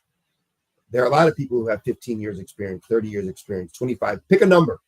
There's a lot of folks out there that have that number of years experience. So that doesn't make you unique. Oh, well, we've got, you know, the best trained people. Everybody will say that. Nobody will say our people are poorly trained. So everyone will say we've got the best trained people. You can't say anything unique. Well, we really do. Well, how does a client or customer know that? Unless they then take the risk of doing business with you, and then maybe they find out you don't. So we need to really understand what makes us truly unique. And then we have to speak to how that uniqueness eliminates the pain point, either eliminates the problem that they have that they don't want, or delivers the benefit that they want that they don't have. When we are able to know, identify, and understand that, we're then in a better position to be able to say something in our communication to those specific folks. First of all, we know who they are. Second of all, we know, if we know who they are, we know where they usually hang out. And we know specifically what it is that they're looking for, and so how to get their attention. So one of the fundamental aspects of marketing is one, having something good to say, then being able to say it well, and then saying it over and over and over again so that that becomes known out in the marketplace. That becomes your branding. That becomes your image. That becomes what you are known for. But having something good to say means that I know what it is that you think is good, that you see is important, that you see is valuable, not what I say. And so much of what I see, people doing in their product design, in their service design, in their marketing, communication, and advertising is talking about the features and function that of their product or service that they think are cool and neat, that that they've designed, but not speaking to the problem that it eliminates for their target market or the benefit that it derives for them. And so having something good to say is understanding those two pieces. Here's what your pain point is. Here's what I do that uniquely addresses that and eliminates that in ways that you will value. Then I need to have some compelling way of saying it. And I talk about then a formula, like most good things. Good marketing follows a formula, like a Pop 40 song. It's going to have a structure to it. And that structure is really, I call it the conversion equation, but it's about having these 4 steps that every piece of your communication to your market will follow. And the first of those 4 steps is about simply interrupting the conversation that your target market client or customer is having in their own head. So remember what I said before. Every one of them is thinking about one of 2 things: the problem they have that they don't want, or the benefit that they want that they don't have. And that is consuming their thought process. That's consuming their daily work and activities. And you won't be able to reach them until you can break through that. And the best way to break through that is that your marketing headline addresses that specific problem or that specific pain point. And if my specific pain point is, inventory, drowning you out, that I'm swamped with inventory, fixed goods, raw material, don't know where to do it, don't know how to keep track of it, don't know why it's not matching my order thing. Then if I see a headline about controlling my inventory, it's going to get my attention. It'll weed through. But specifically, if it's going to address the issue that I'm in, it's eating up my time. I'm spending too much time on that.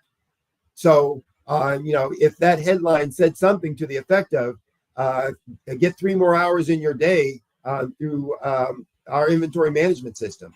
Whoa, how does that happen? 3 more hours? What could I do with 3 more hours? Inventory management system? I got inventory problems up the wazoo. What do I need to do to, get more information about that? Let me, follow up, click here, whatever they're asking to do. So first and foremost, my marketing needs to interrupt that conversation, which means I need to have a headline, a feature that says what I'm going to do relative to their main problem. But then I need to engage them, meaning that whatever I just talked about, whatever I just used to grab their attention, I need to make a promise about the result that they will get, that they want or desire. And I'm not saying make up something. I'm not saying lie. I'm saying you need to identify what it is that you will deliver, that you consistently deliver. That's part of the promise that you're going to make, that's going to deliver on the result or eliminating the problem and pain point that they're experiencing every day.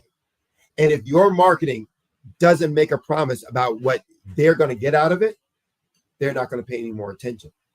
And if your product or service can't deliver on what they want as a benefit or what they are trying to eliminate as a problem, they're not going to have any interest.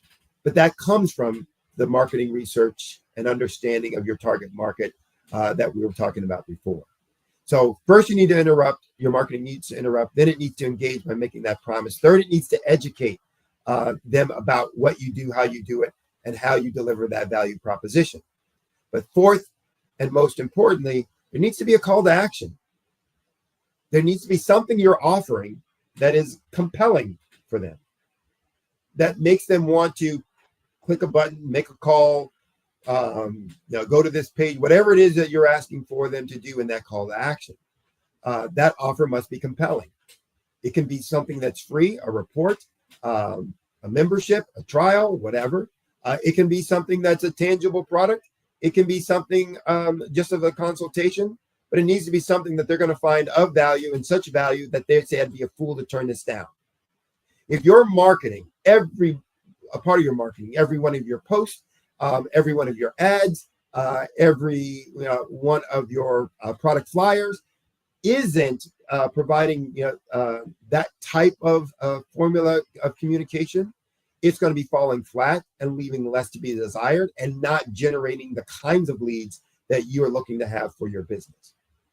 And as I said before, leads are the lifeblood of an organization. So you need to be generating leads on demand. And as those keep flowing in, as people keep inquiring, being interested in what it is that you do, then the rest of your processes, which we'll talk about a little bit, here, but we're running out of time, so it'll be things that I'll do in some future presentations, or you can reach out to me, and I can talk to you specifically about those things in your business. But for leads, then it's really about three things. Do you target the right market? Do you know who that right market is? Do you understand who they are at the great level of detail that you're going to need to understand their demographics, their psychographics, their wants, behaviors, pain points, et cetera, et cetera?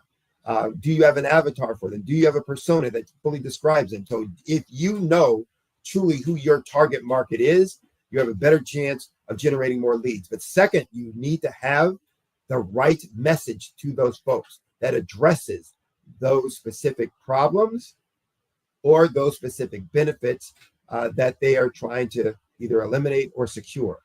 And so if you have the right market and the right message, then you need to make sure you're using the right medium for that, meaning that you're placing that message in the right place for them to be able to access that message and get that information. So putting it in Facebook when your folks are typically on TikTok, not a winning proposition. Using TikTok when your folks are only on radio, not a winning proposition. So you need to understand where those folks hang out and make sure you're putting that message where they can get to it and therefore experience and access you and then know how to contact you or reach out to you and know what it is that you do and what you're going to do for them. So that's the formula for generating more leads. It's very straightforward in terms of what needs to be done. The difficulty is in the execution, not in the understanding, and the detail that you need to follow in order to make sure you have the right market, know what that message is, etc. In terms of conversion, so the other four areas: more conversions, more transactions. Conversions really is about how do we get a stranger or an acquaintance to hand us over money. That's basically what it is. And I talked about earlier compelling offers. I call them Godfather offers. Make them an offer they can't refuse. And this is not, as I always tell folks, it's not about being threatening. That's what Godfather did, right? It's really about being compelling. Wow, that seems too good to be true.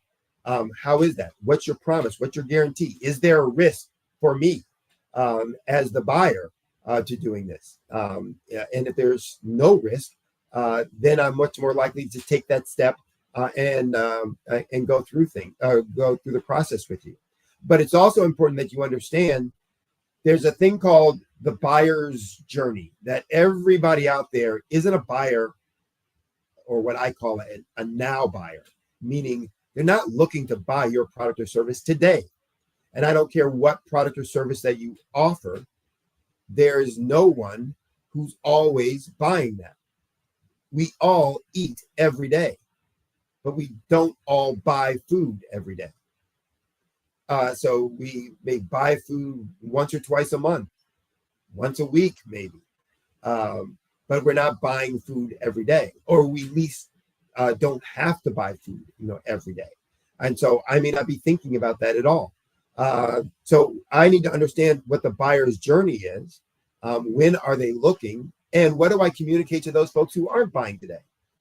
And statistically speaking, only 1% of all of your target market is buying today. And if all of your communication, all of your marketing is really advertising that's directed at the now buyers, then all of your advertising, all of your marketing is focused on 1% of your target market. And 99% of your target market is going uncommunicated to because they're not dealing with that right now. And so you need to have a communication strategy that is for the 1% now buyers and the 99% folks who are going to be buying in the future, either in the soon to be future or the far from now future. But what is it that you're communicating to them? How do you keep them engaged with you? What offers do you have for those kind of folks? What are you offering for those future buyers? And what do you offer for those soon to be buyers? All of those offers will be different than your now buyer. And so you need to have that in mind and in process when you're creating your offers that will get people to say yes and to engage and convert to being, in action and in engagement with you. Now, there's lots of strategies around that. That's the whole idea behind email marketing, drip campaigns, etc. But there are also strategies around, even in selling, down selling, that you can use, to be able to help with conversion process when somebody says no, and how do you get them to consider either a lesser product or service or the same product or service at a different price point. There's all kinds of strategies for that, but the idea is if I understand who they are, then I'll understand better at how do I address them so that they are going to be saying yes to one of my offers. All right, we're out of time at this point. Here's what I would offer and suggest to you. If you're interested in hearing more strategies about these 5 areas, things that you can use to grow your business, double your profits, you can do a couple of things. One, I have a book that's called 1 + 1 = 11, simple strategies for growing your business. You can get that on barnesandnoble.com. You can also, and it's under my name as author, obviously. So again, 1 + 1 = 11. You can also contact me directly via phone, 718-791-8707. Or you can contact me via email at swarm, that's S as in Sydney, WORM _22 at yahoo.com. You can also reach me on LinkedIn under Sydney Wormsby. You can reach me on Alignable, also under Sydney Wormsby. You can reach me on Instagram. So look forward to hearing from you. If you want a free consultation, so I can give you specific insight as to how your business, your current business, can double their profits in less than 12 months.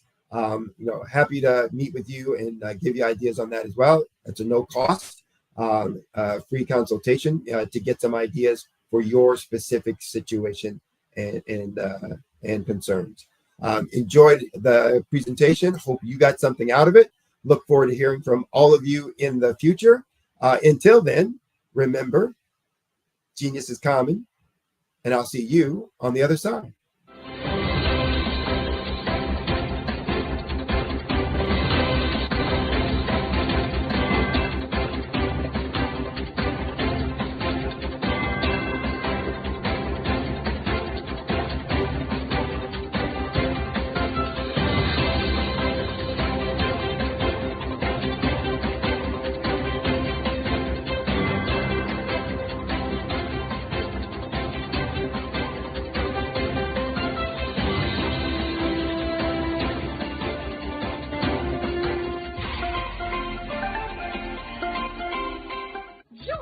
Dr. Eric Kelly III and a host of phenomenal speakers from all around the globe for this 7-day virtual event that you don't want to miss. The mission of the Black Business Expo is to raise scholarship money from kids all the way from high school, all the way from college. The Black Business Olympics is one of the largest Black business showcases in the world. It is an opportunity for businesses and companies to showcase their businesses globally. We are going to be giving away laptops up to $5,000 away to students. Again, I'm Olivia Appleberry, the founder of 2 Cents Finance and one of the speakers for the expo. I am so excited to see you there. For more info, go to www.blackbusinessexpousa.com or call 919-308-9090 and hope to see you there. I am Black Business. From the moment I wake until the time I sleep. Yes, I am Black Business. I am Black Business. Tell me, are you Black Business? I am Black Business. Do you support Black businesses? Listen, I support Black business because I am Black Business. Black Business Expo, one of the largest business showcases in the history of Black business in the world. The world!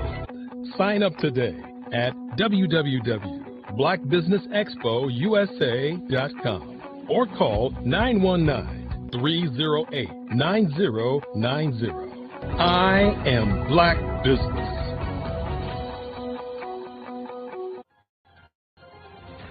I am Black Business.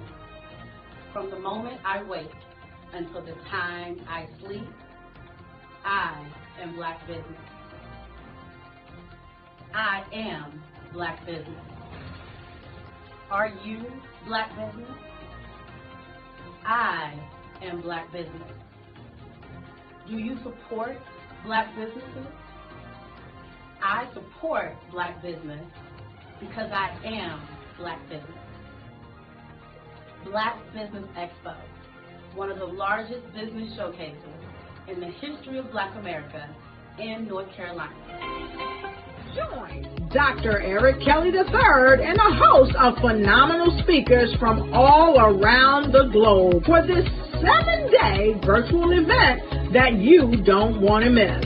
The mission of the Black Business Expo is to raise scholarship money from kids all the way from high school, all the way from college. The Black Business Olympics is one of the largest Black business showcases in the world. It is an opportunity for businesses and companies to showcase their businesses globally.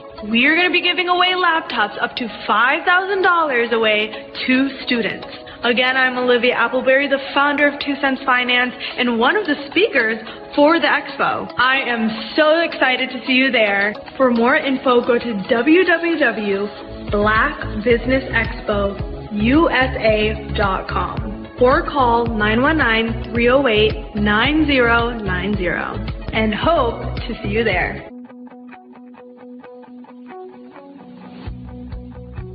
I am Black Business. From the moment I wake until the time I sleep. Yes, I am Black Business. I am Black Business. Tell me, are you Black Business? Black Business Expo, one of the largest business showcases in the history of Black business in the world.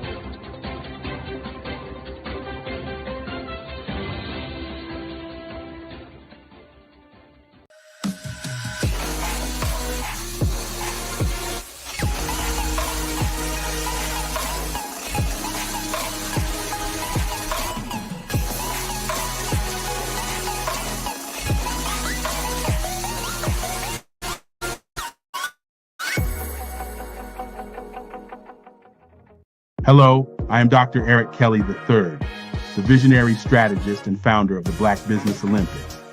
I invite you to showcase your Black-owned businesses on the Black Business Network global stage. The Black Business Olympics is a global Black Business Network platform that propels Black-owned businesses into the international spotlight. By showcasing your business on the Black Business Olympics platform, you can reach a worldwide audience of potential customers, partners, and investors. You can also establish yourself as a thought leader and expert in your field, attract lucrative partnerships, and more speaking engagements. In addition, the Black Business Olympics platform provides a valuable opportunity to connect and collaborate with like-minded entrepreneurs and business professionals from around the world. This can lead to new business opportunities, ideas, and relationships. Finally, by sharing your story and expertise on the Black Business Olympics platform, you can inspire and empower others. This is a powerful way to make a positive impact on the world and leave a lasting legacy. If you are a Black-owned business owner, I encourage you to seize the opportunity to showcase your business on the Black Business Olympics platform. It is a once-in-a-lifetime opportunity to make an indelible mark on the world.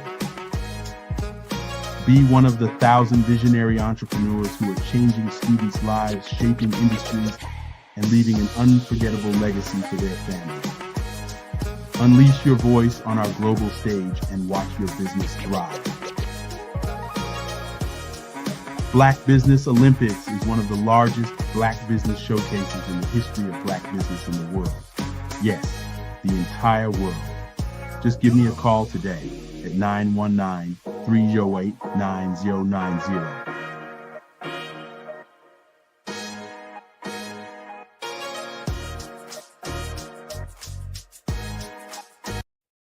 Hey everyone, it's Grant McGaw, CEO of 5-Star BDM and host of the award-winning Follow the Brand podcast and TV series, where I help you to build a 5-star brand that people will follow. My genius is personal brand development through intelligent communication and helping you achieve your business and career goals. I am a requested speaker on digital technology and brand development issues. I want to work with you to increase the value of your current opportunities while attracting new ones. Every one of you is unique, and we all share challenges that can be addressed through smart branding. As a super connector, I work with you as an executive coach to guide you along the complicated business and career development road, providing the enhancement tools and information you need to succeed. Together, I will help you succeed in today's challenging business climate. I will evaluate and measure your progress. Best of all, I am right alongside you every step of the way. Build the brand called you. Genius. Sometimes you got to hear the news from the Black perspective, and more specifically, Black publishers. And that's exactly why you have to download the HeyTie app, the largest mobile app delivering breaking news, videos, and podcasts from 200 of your favorite Black publishers. Yes, 200 Black publishers delivering news as it happens, literally all in one app. Go to HAYTI.com or download the app in the Google Play Store or Apple App Store. It's completely free, along with information that you can trust, so go check them out. Social media is evolving. It's more vibrant, more colorful, more energetic, and so are you. It's not just photos anymore. It's video, it's audio, it's subscriptions.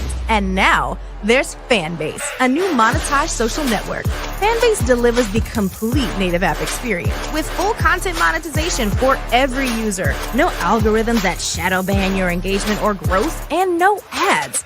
Follow anyone for free and subscribe directly to your favorite creators for $4.99 a month. Plus, show some love by tipping on any post. Also, make a Fanbase page and monetize your content the same way. Finally, connect with your followers by posting the amazing content you already create. And now, get paid for it. It's time to energize and monetize, because everyone's a fan of something and everyone has a fan base.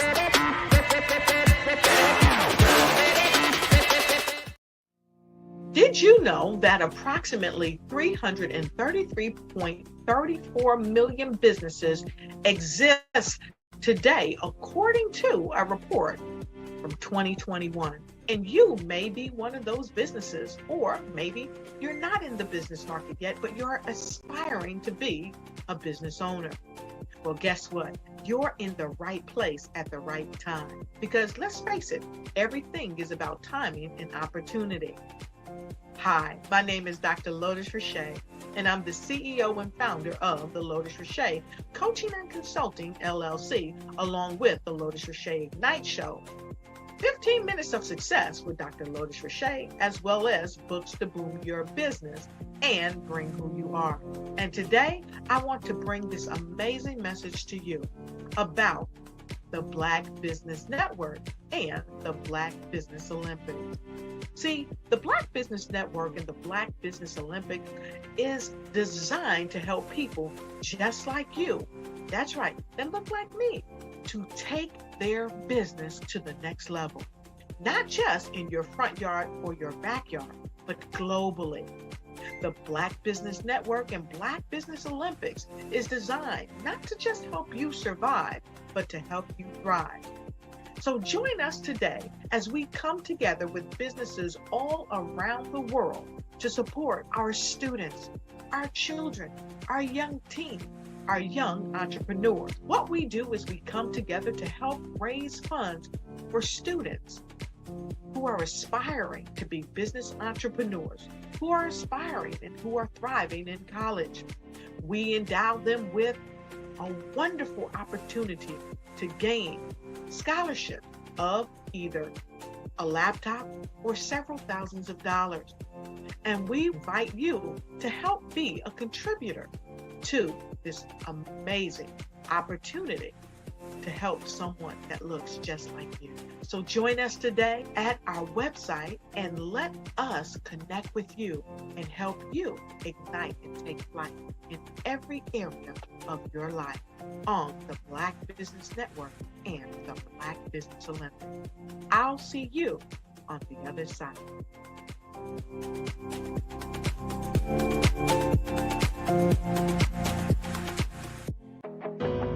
I am Black Business. From the moment I wake until the time I sleep, I am Black Business. I am Black Business. Are you Black Business? I am Black Business. Do you support Black businesses? I support Black business because I am Black Business. Black Business Expo, one of the largest business showcases in the history of Black business in the world. Sign up today at www.blackbusinessexpousa.com or call 919-308-9090. I am Black Business. Are you a forward-thinking entrepreneur or business owner? The world is changing faster than ever, and it's time to pivot and adapt to the future. Hello LLC is here to help you do just that. Hello stands for helping enterprises leverage leading-edge optimizations. Our innovative solutions can streamline operations, reduce overhead costs, and give you a competitive edge in a market projected to reach $5 trillion by 2030.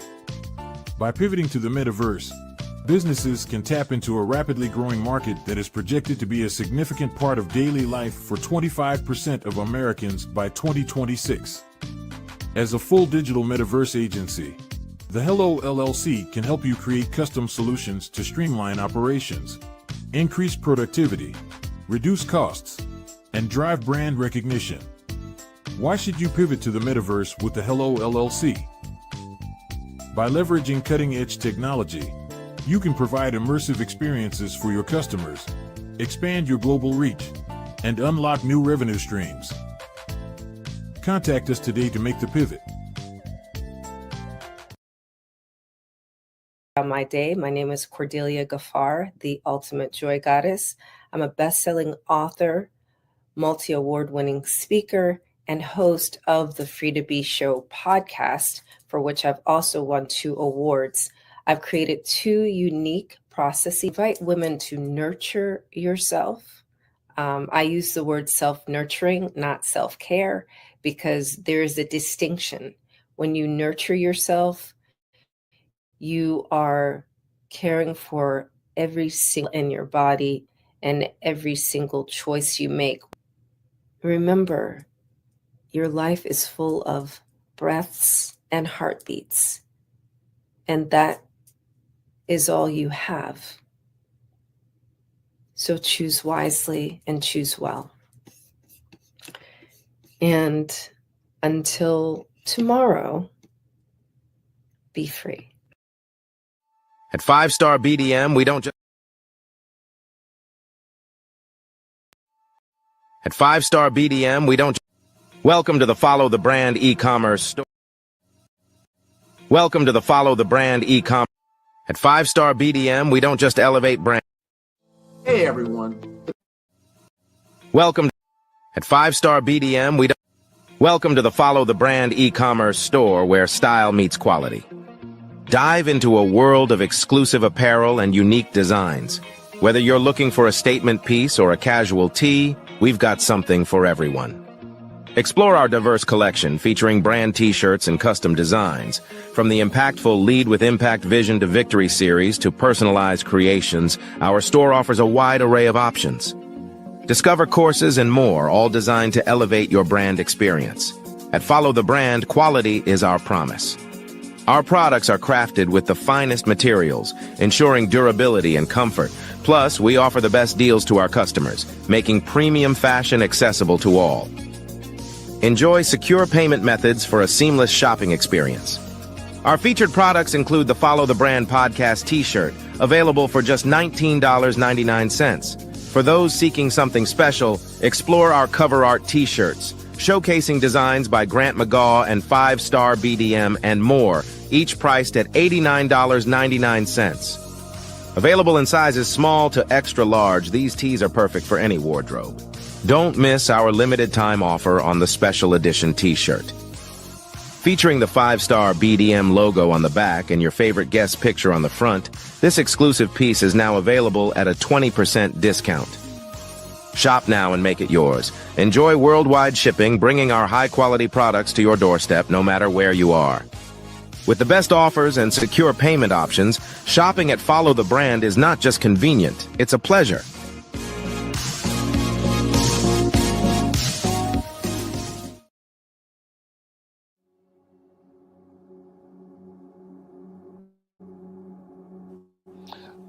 I was born and raised in southeastern West Virginia, the coal fields. My father was an AME minister.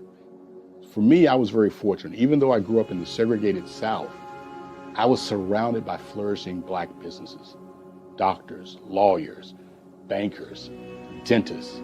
They were all there and they were all successful. And I guess that's part of my dream, is to see that success come back.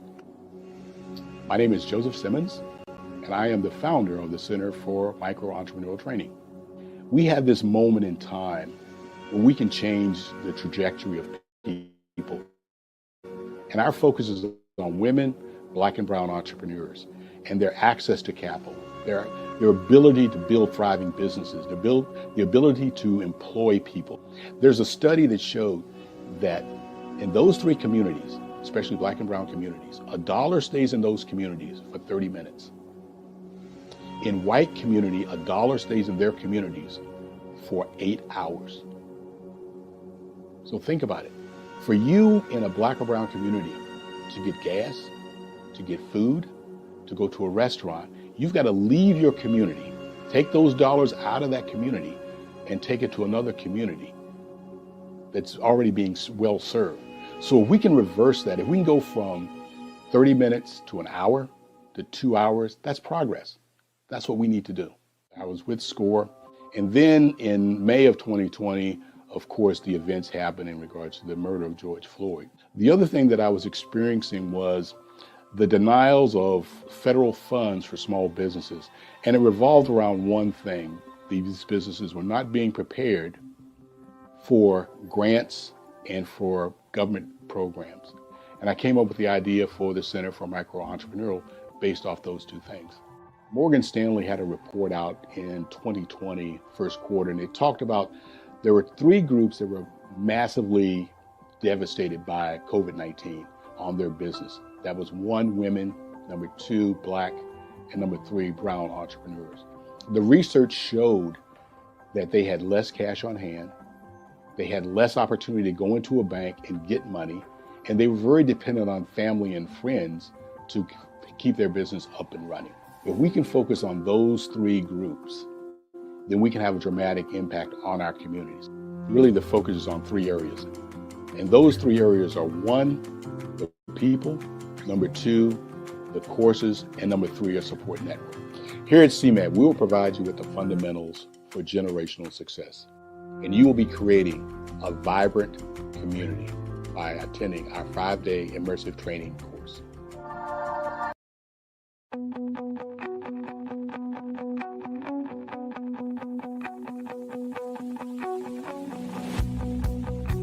I am Black Business. From the moment I wake until the time I sleep. Yes, I am Black Business. I am Black Business. Tell me, are you Black Business? I am Black Business. Do you support Black businesses? Listen, I support Black business because I am Black Business. Black Business Expo, one of the largest business showcases in the history of Black business in the world. The world. Sign up today at www.blackbusinessexpousa.com or call 919-308-9090. I am Black Business.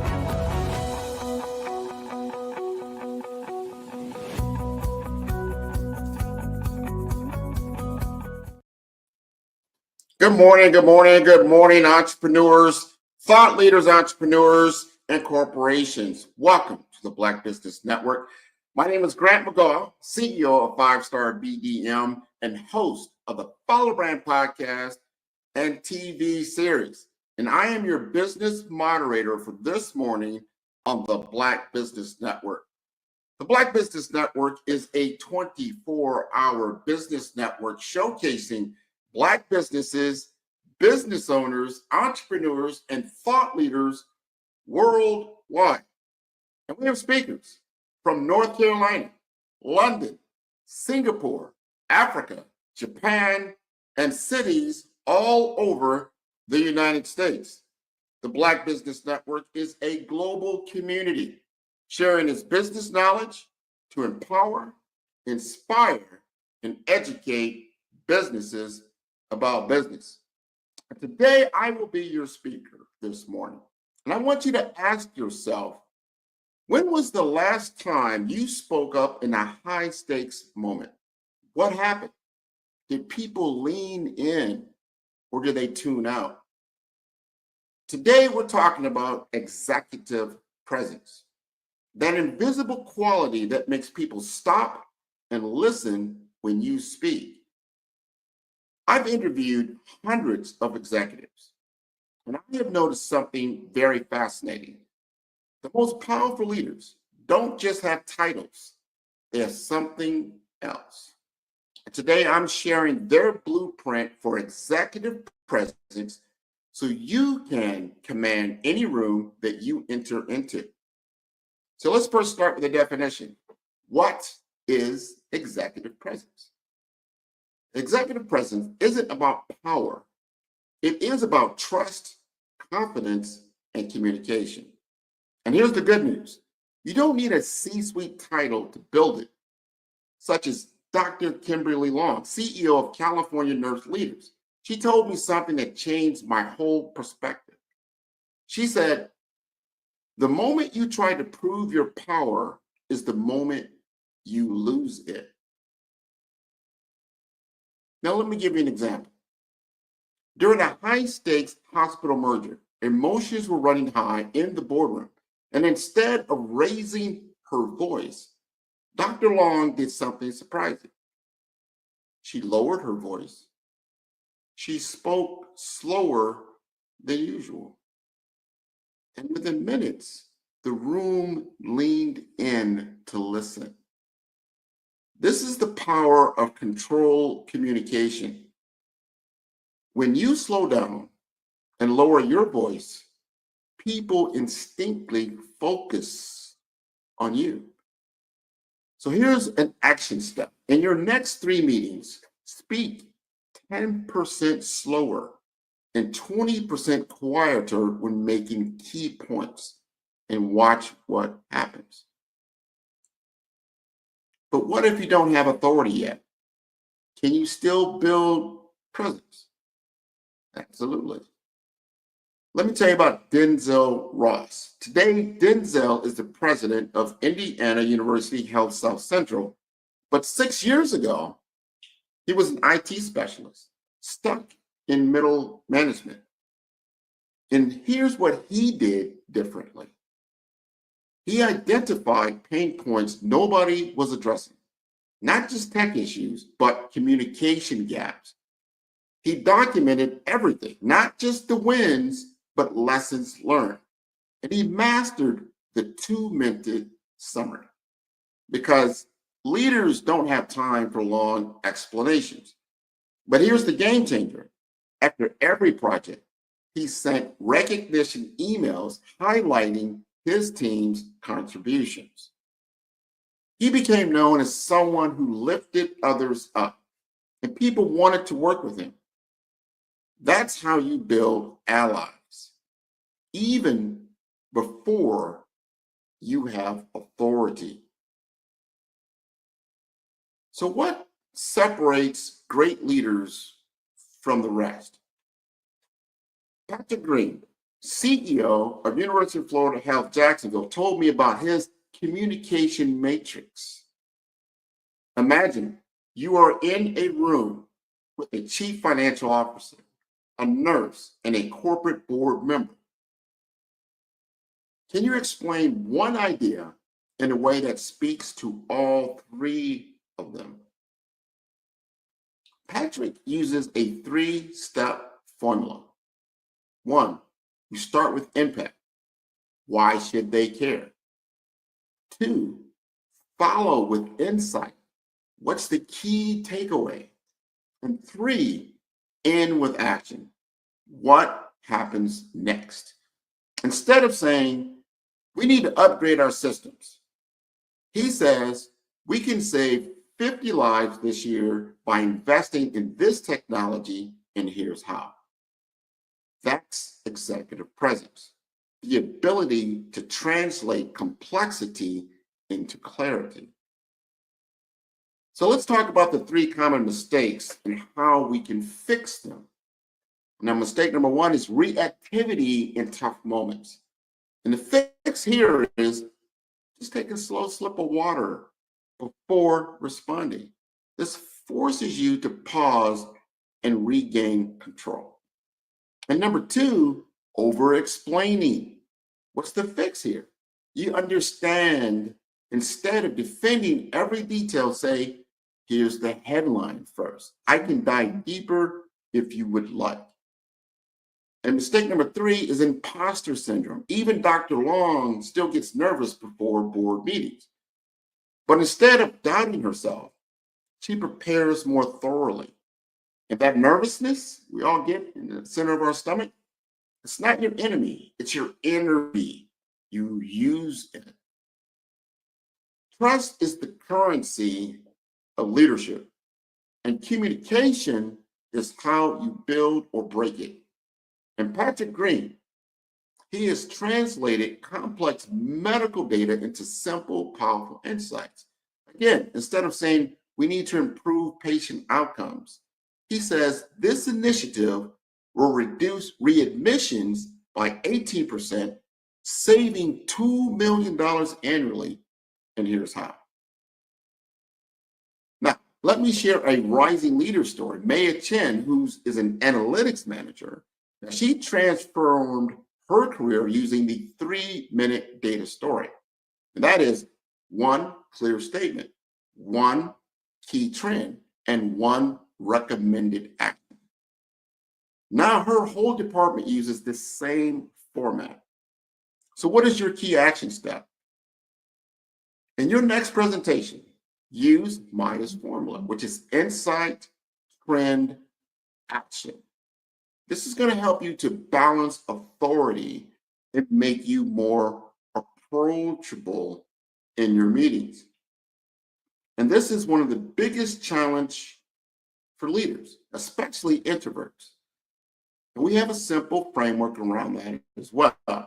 You want to set boundaries, but with warmth. Instead of saying, I don't have time for this, say, I'd love to help. Let's schedule time tomorrow at 2 p.m. Show vulnerability with purpose. Instead of saying, I have all the answers, say, I've struggled with this too. Here's what worked for me. The goal isn't to be everyone's friend, but it is to be everyone's ally. Influence isn't about position. It's about adding value before anyone asks for it. And then one of the best strategies is the preview principle. Now, for individual contributors, you want to share project updates early. You want to ask for input before decisions are final. And if you're a manager, you want to preview big ideas with key stakeholders first. You want to build cross-department relationships. And why does this work? Because people support what they help create. Remember that. And the ultimate test of executive presence is your impact. Your impact continues when you're not in the room. And for early career professionals, remember this. You want to get your ideas to get quoted in meetings. And if you're mid-career leaders, you want your approaches to become team standards. And if you're a senior leader, you want your values to shape the company culture. And you don't need a title to start building executive presence. You can start today, right now, in your next meeting, with your next decision, through your next conversation. And I want you to remember these things that I've shared. Executive presence isn't about, but it is about progression. And I want you to choose some of these techniques. I want you to practice it for at least 30 days. That way it becomes a part of you. You want to see what documents that work for you or which way to present that's going to actually elevate you, and share your story. Go ahead and share your story with me. Send me an email. Send me an email at grant.mcgaw@5starbdm. Your presence isn't built in a day, but it's built every day if you know how to start. So I've given you some very actionable tips, things that will help you to move the needle forward. In my own experience, I've been in executive meetings for over 25 years talking about major investments in technology. When you have deals on the table that are 6 and 7 figures, it is not just one person's decision usually. It's going to be a committee. And you've got to know how to talk to everyone's concerns, everyone's ideas, everyone's way of looking at things and how it's going to impact them. And I have found a lot of times in a sales process, and if you're an entrepreneur, like a lot of you are here listening to me, is that it's not about your product or service that's most important on the table. It is about how you enable the key stakeholders to move their agenda forward. And if you can begin to craft your communication in a way that actually mirrors that understanding, that actually speaks directly to that, it's an enablement of the strategy, an enablement of the initiative. You get what they call gravitas. They gravitate to you. They understand you because you are helping them to achieve the goal they have set out to accomplish. whether it's within the quarter, within the year, the next 3 years.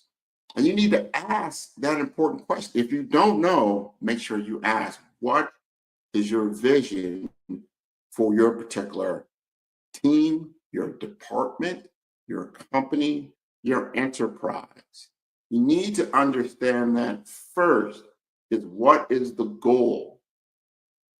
Then you can have presence when you speak to that particular goal and how you're enabling them to achieve it in the future with your particular product and service.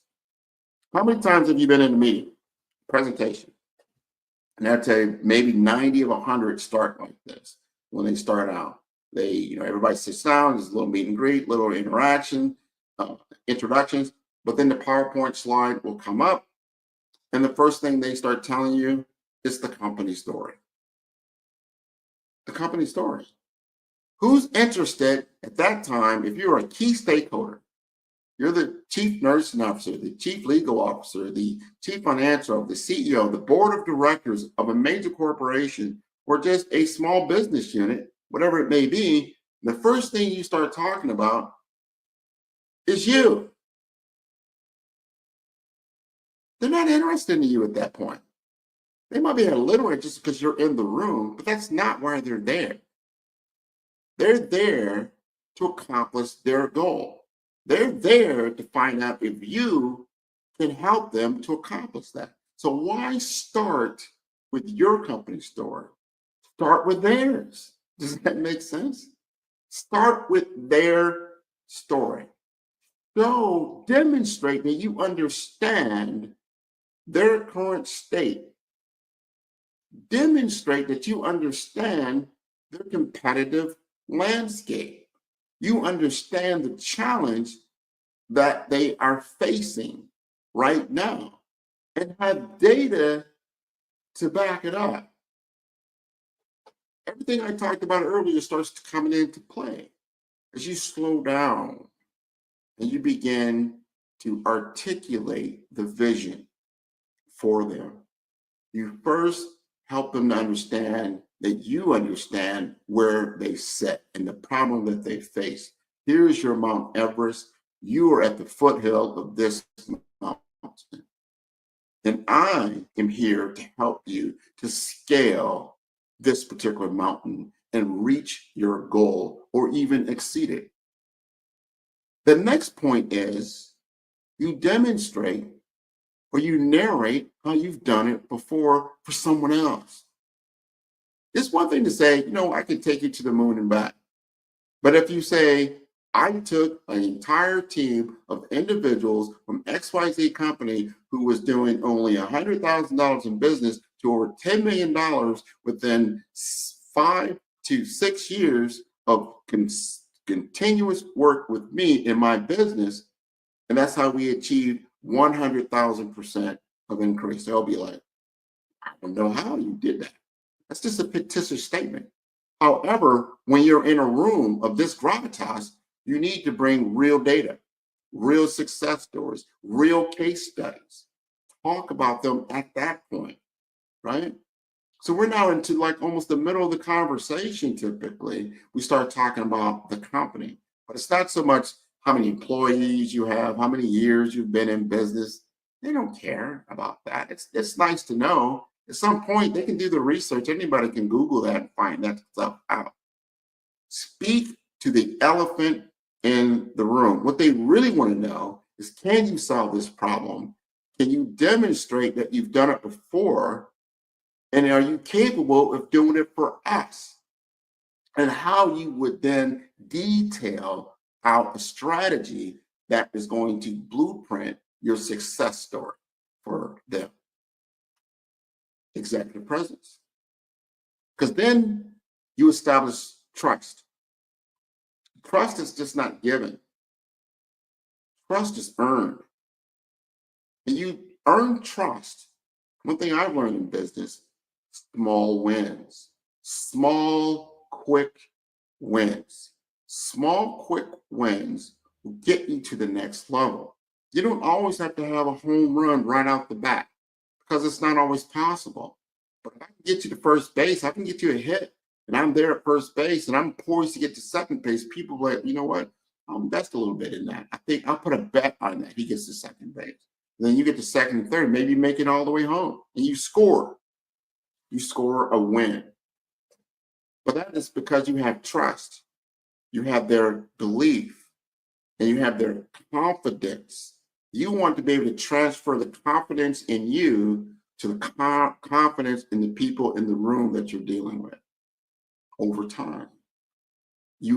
Executive presence is earned. It's not given. And it's earned every single day. Someone said, success is earned every day and the rent is due every single day, right? What have you done for me lately? Becomes very, very relevant, especially in corporate settings. Start looking, do your research on corporate executives, and you'll find the average tenure is 3 to 5 years. There's not a lot of time to get started, inject your agenda, have the transformation that they're looking for. That's why they hired you in the first place, and then maintain momentum. It's hard to do. So when you get into a room that you're able to affect change, and you're able to bring their vision to life, understand that they have a short window. They might have a lot of money. They don't have a lot of time. If you can speak to that component of time and then money, you get them to listen to you. Then now they're paying attention, because if you can meet their timeline and deliver financial value, they're going to listen to you. If you can then deliver cultural value of what they want to accomplish with their internal teams, they're going to listen to you, right? And you can demonstrate that success and that you've got a track record of that kind of success over and over again, they're going to listen to you. That is called brand building. That's brand essence. That's brand equity. You have built this up. It's the same in executive presence. You begin to have an executive presence in a form of brand equity of yourself. As you walk into that room, and then you have immediate gravitas, right? I always use sports analogies a lot, because if you're last year's Super Bowl winner, guess what? Every game that you go into that next season, they always mention that. Well, they won the Super Bowl last year, or they won the Super Bowl 2 times in a row, like the current, or even they potentially can win it 3 times in a row. That's gravitas, right? That is a historical history of success that you constantly bring to the table. So you got to look at yourself. What Super Bowls have you won in your life?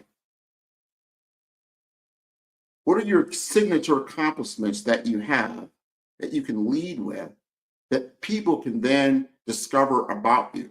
It's very evident.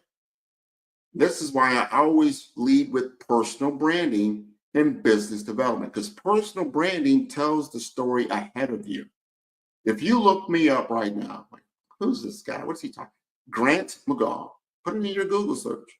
I pretty much know exactly what it's going to tell you. It's going to tell you exactly what I told Google to tell everybody about me. And I will tell you about, these different awards you see behind me, how they were earned, how I got them. So when I then walk into the room, I already have a certain amount of executive presence.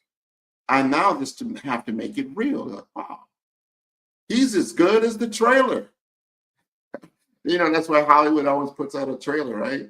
And then you go see the movie, like, wow, it's either, and you kind of judge it based on that, right? Like, was that as good as the trailer, or was that better? So, oh my God, that was better. Sometimes the movie, the trailer's like, no, the movie didn't deliver. No. But sometimes it's just a blockbuster, right? It's just way more. You want to be the blockbuster. You use your personal brand, your digital presence, to be the video trailer for you going into any meeting. And then when you get to that meeting, you blow it out the water. You come with all the data. You come with the statistics. You know the trends. You know the topics. You know that company and those individuals better than they know themselves. you will have confidence. You will have a tone of confidence. You will have embedded gravitas. When you leave that meeting, this is the other half of personal branding. This is the before I just talked about, when they kind of look you up, do some search, they do some social, they find out a little bit about you. That's the video trailer. Now you've delivered the movie. Then what happens after you deliver the movie? Everybody knows this, right? You get a review. You get your 5-star review, and they will have their opinion. Man, has that blown up in the last 5-10 years, where on social media, if people have a bad experience and they blow you up and they tell the whole world, their whole network, how good or bad this experience was, and how companies and brands are paying attention to that. Like, oh, well, we can't have that negative press going out there. You know, you've got to understand your public relations and the perception you have in the court of public opinion. So you need to control the review. So when you leave the room, your brand stays.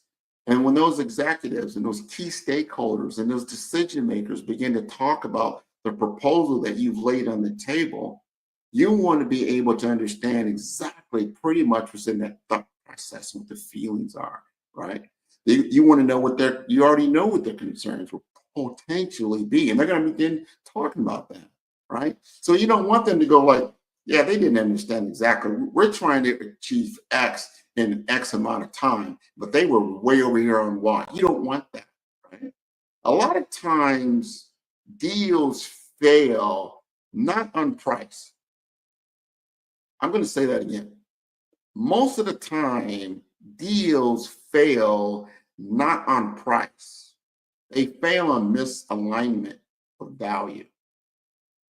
Deals fail on misalignment of values.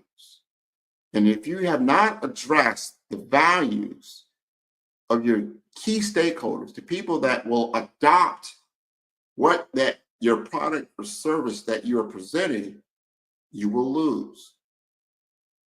I think there's a stat out there now that it's probably higher than this, 50% of most deals fail because of status quo.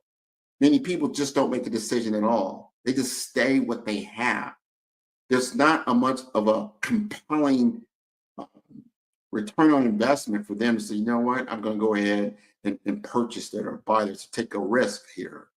They may not, right? Status quo, you need to speak to that. Sometimes, a lot of times, in corporate America or in corporate world or just business to business transactions, that the business or the seller is more concerned with values that are not in the value of the mind of the buyer.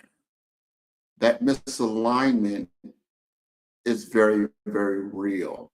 You're trying to compel someone to do something that they don't find valuable. You got to first understand, is that truly valuable to them?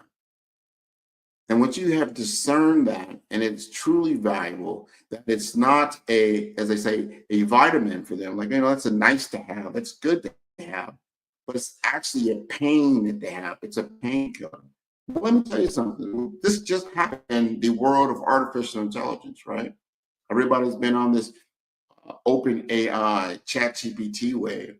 And then you had Bard that came out. You had Gemini that came out. You have Claude that came out. You have Grok, right, that's out there. And then a Chinese upstart, 2 years old, comes out with DeepSeek. It changes the whole value chain of what's real and what can happen. The value now changed. So if you went in to the next meeting now talking about something that's no longer as relevant as it was the next day because you didn't have current information, you lose credibility and you lose presence. It's important to understand current trends and where they are and where the mind at the current state of your stakeholders are, because things change rapidly. And remember what I said earlier, you have a short window of time to present value to those key stakeholders because they have a short window of time. And if you truly understand what they value like self-preservation. It's important. They need that win. They invest 5 figures in you, 6 figures, 7 figures in you. You better believe it's a big gamble. They want to know every step of the way that you are developing or delivering that particular scope of return that they bought into. So I wanted you to understand this about executive president, because at the end of the day, it's about business performance.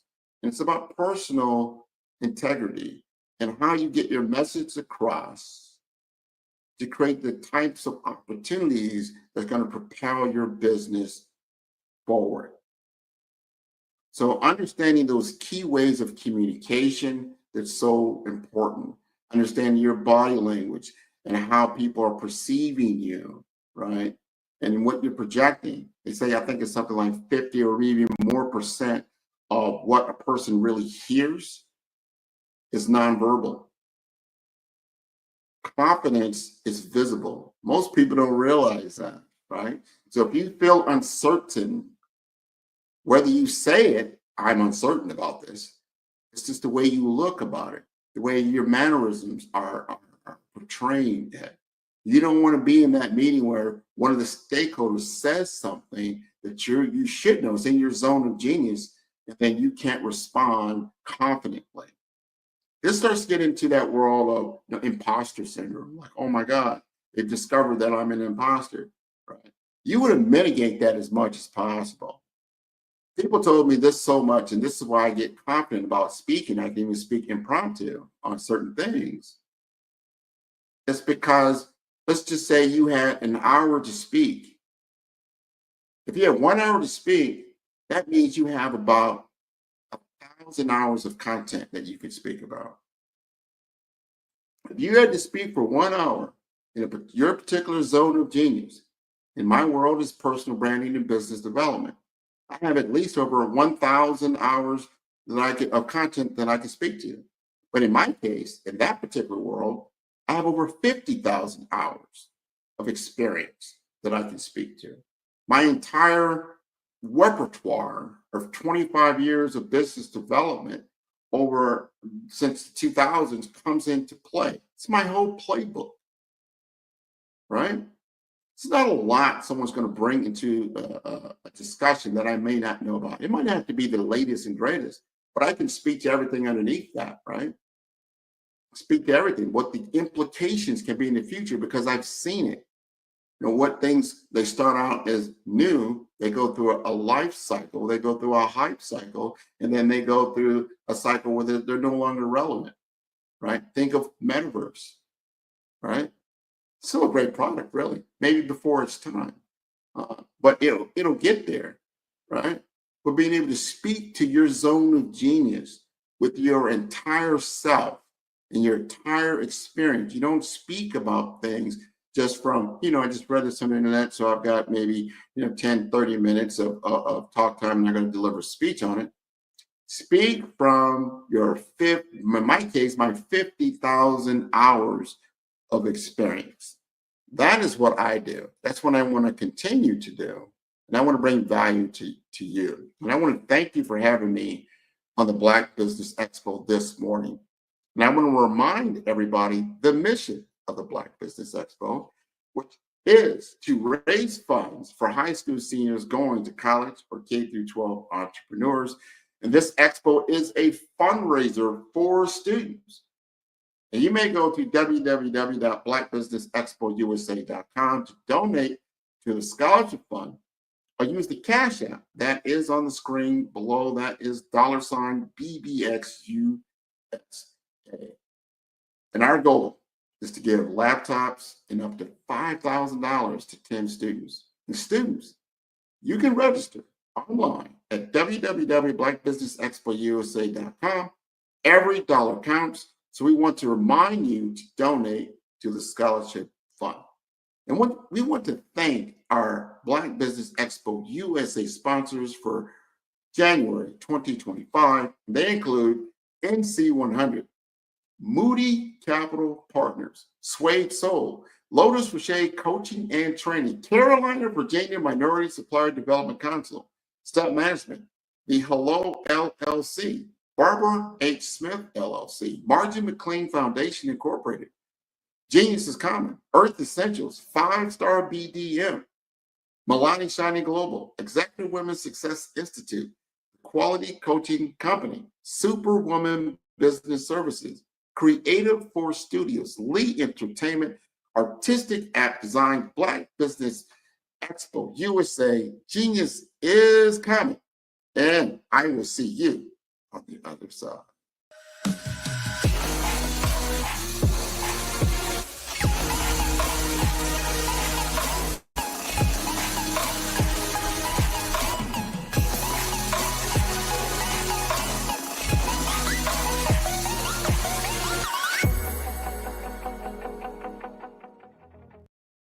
Follow the Brand TV broadcast host, Grant McGaugh, as he visits with top executives and entrepreneurs to find out their secrets of success with their personal brand.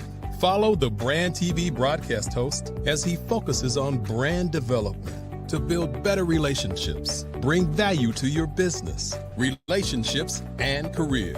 You will enjoy listening to each episode that is tailored to speak to you directly. If you're looking for this type of clarity in terms of building your brand, you have tuned into the right station. Each episode will help you to shape a conversation in the 5-Star BDM network of 20,000 professionals and become a springboard for your corporate engagement and business opportunities. Each guest will frame their story in the areas of personal branding, business development, career development, financial empowerment, and technology innovation. Grant McGaugh explains why he is the CEO and owner of his own professional career. Grant is an accomplished business leader and entrepreneur who wants to give back to individuals to grow their personal brand strategy. Tune in as he weaves his story about new possibilities, while to you exceed expectations. If you love storytelling, this show will make for fun. Every speaker has a moment where their words can spark inspiration, drive change, and transform lives. But what happens after the applause fades? With 5-Star BDM, your voice doesn't have to fade. We transform your live session into a professional ebook. Imagine your session becoming a permanent, interactive asset, reaching new audiences across the globe.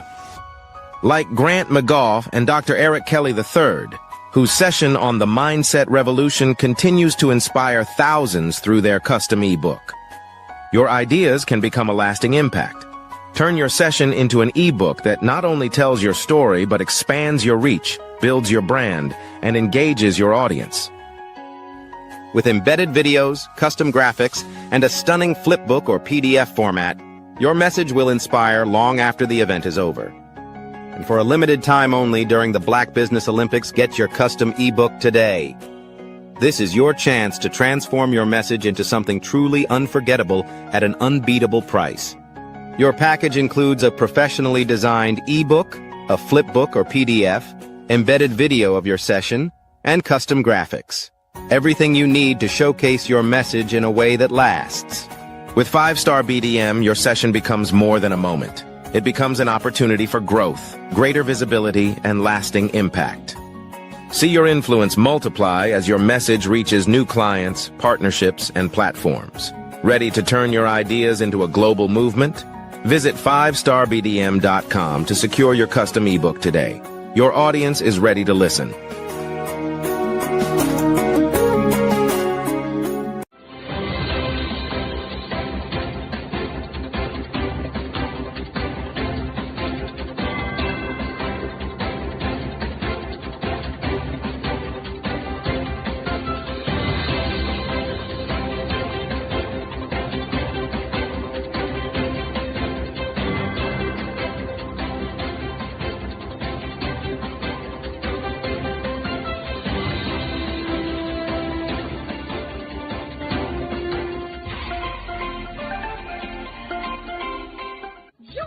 Dr. Eric Kelly III and a host of phenomenal speakers from all around the globe for this 7-day virtual event that you don't want to miss. The mission of the Black Business Expo is to raise scholarship money from kids all the way from high school, all the way from college. The Black Business Olympics is one of the largest Black business showcases in the world. It is an opportunity for businesses and companies to showcase their businesses globally. We are going to be giving away laptops up to $5,000 away to students.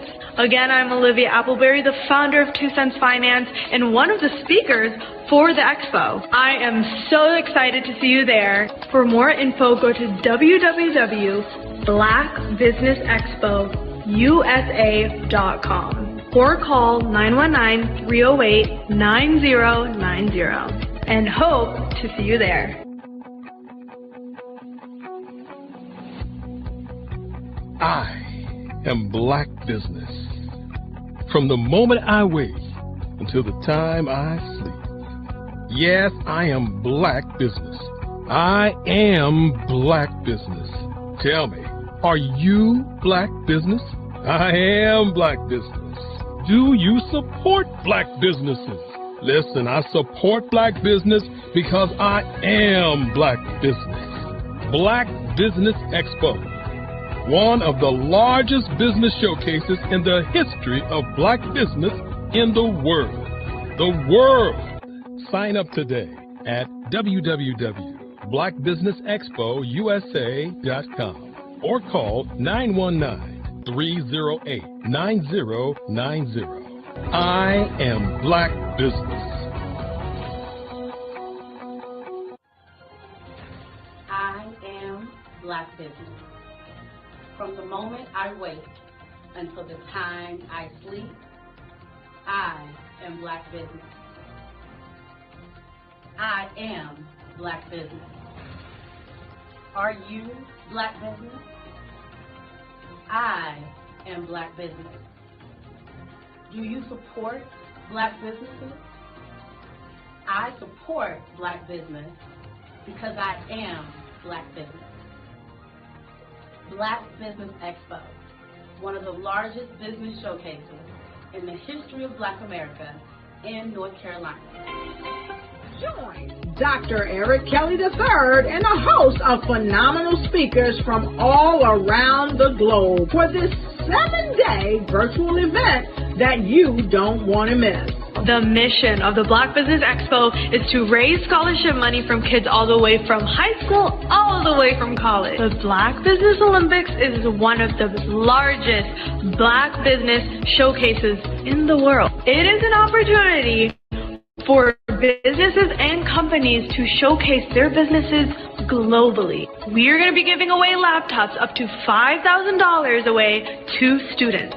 Again, I'm Olivia Appleberry, the founder of 2 Cents Finance and one of the speakers for the expo. I am so excited to see you there. For more info, go to www.blackbusinessexpousa.com or call 919-308-9090 and hope to see you there.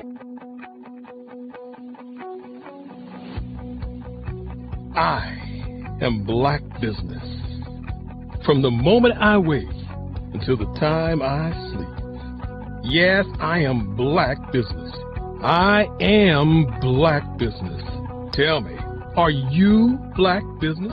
Black Business Expo, one of the largest business showcases in the history of Black business in the world.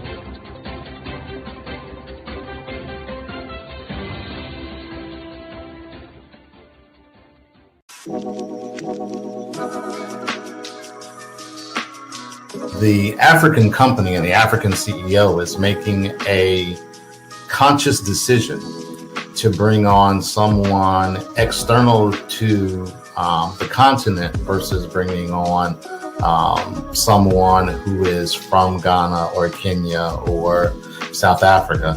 And so the skill sets of the people that we take through our executive leadership training program and ultimately on the placement, obviously have to be extremely high caliber. So what we look for are corporate executives at the vice president to C-suite level, as well as Black entrepreneurs. When we look at the Black corporate executives, we're looking for some very specific skill sets, whether that be around supply chain, sales and marketing, engineering, product development. We want our folks to be able to add immediate value to the corporate board, right? And the other thing is, even if they don't necessarily have specific industry experience, they're bringing a diversity of thought.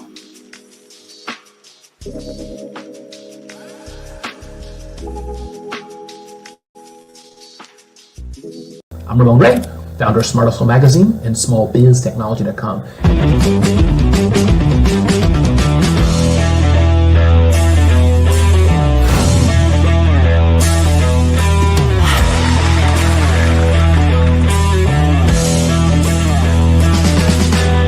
You're here today to celebrate small business success.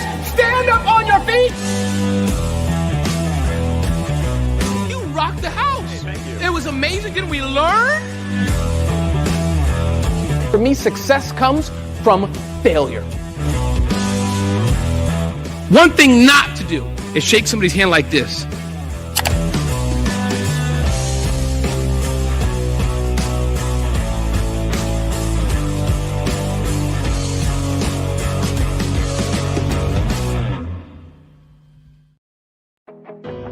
I am Black Business. From the moment I wake until the time I sleep, I am Black Business. I am Black Business. Are you Black Business? I am Black Business. Do you support Black businesses? I support Black business because I am Black Business. Black Business Expo, one of the largest business showcases in the history of Black business in the world. Sign up today at www.blackbusinessexpousa.com or call 919-308-9090. I am Black Business. Why do I do what I do? You know, my life coach asked me that a few years ago. And she said, Tony, what's your why? And I told her, and she said, girl, you've already accomplished that. Perhaps you need a new why. Hi, Tony Harris, Amy Hoydu with Say It Said Marketing, one of your students, and just wanted to say thank you, Tony Harris, for spending so much time with me and giving me that boost in my business that I so drastically needed.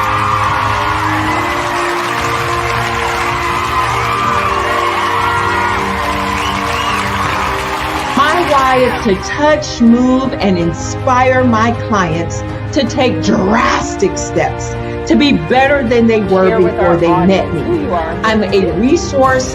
I'm a connector. I want to help people build deeper relationships that are beneficial to their life and business. That's what I do best. First thing you got to do is show up. And speaking is a way to magnetically attract your ideal client to you. How many of you use social media that way? Absolutely, and this is how you look to the world. Drastic steps are the steps that are needed to be successful.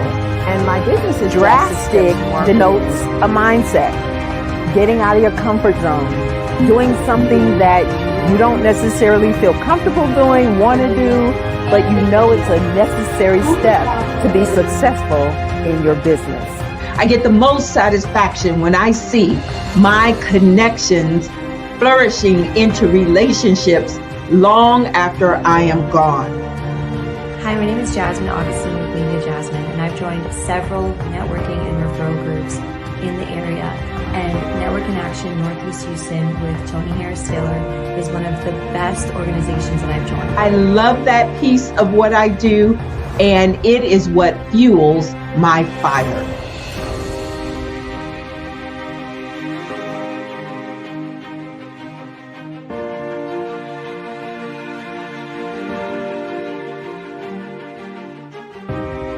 My name is Tony Harris Taylor, saying take a drastic step today for a fantastic tomorrow.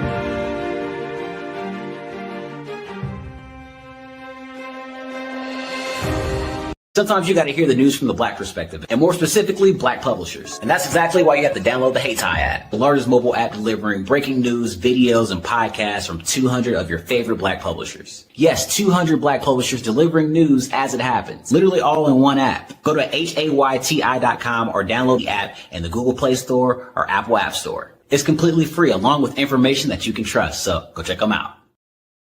I am from Washington, D.C., but I was raised in Durham, North Carolina.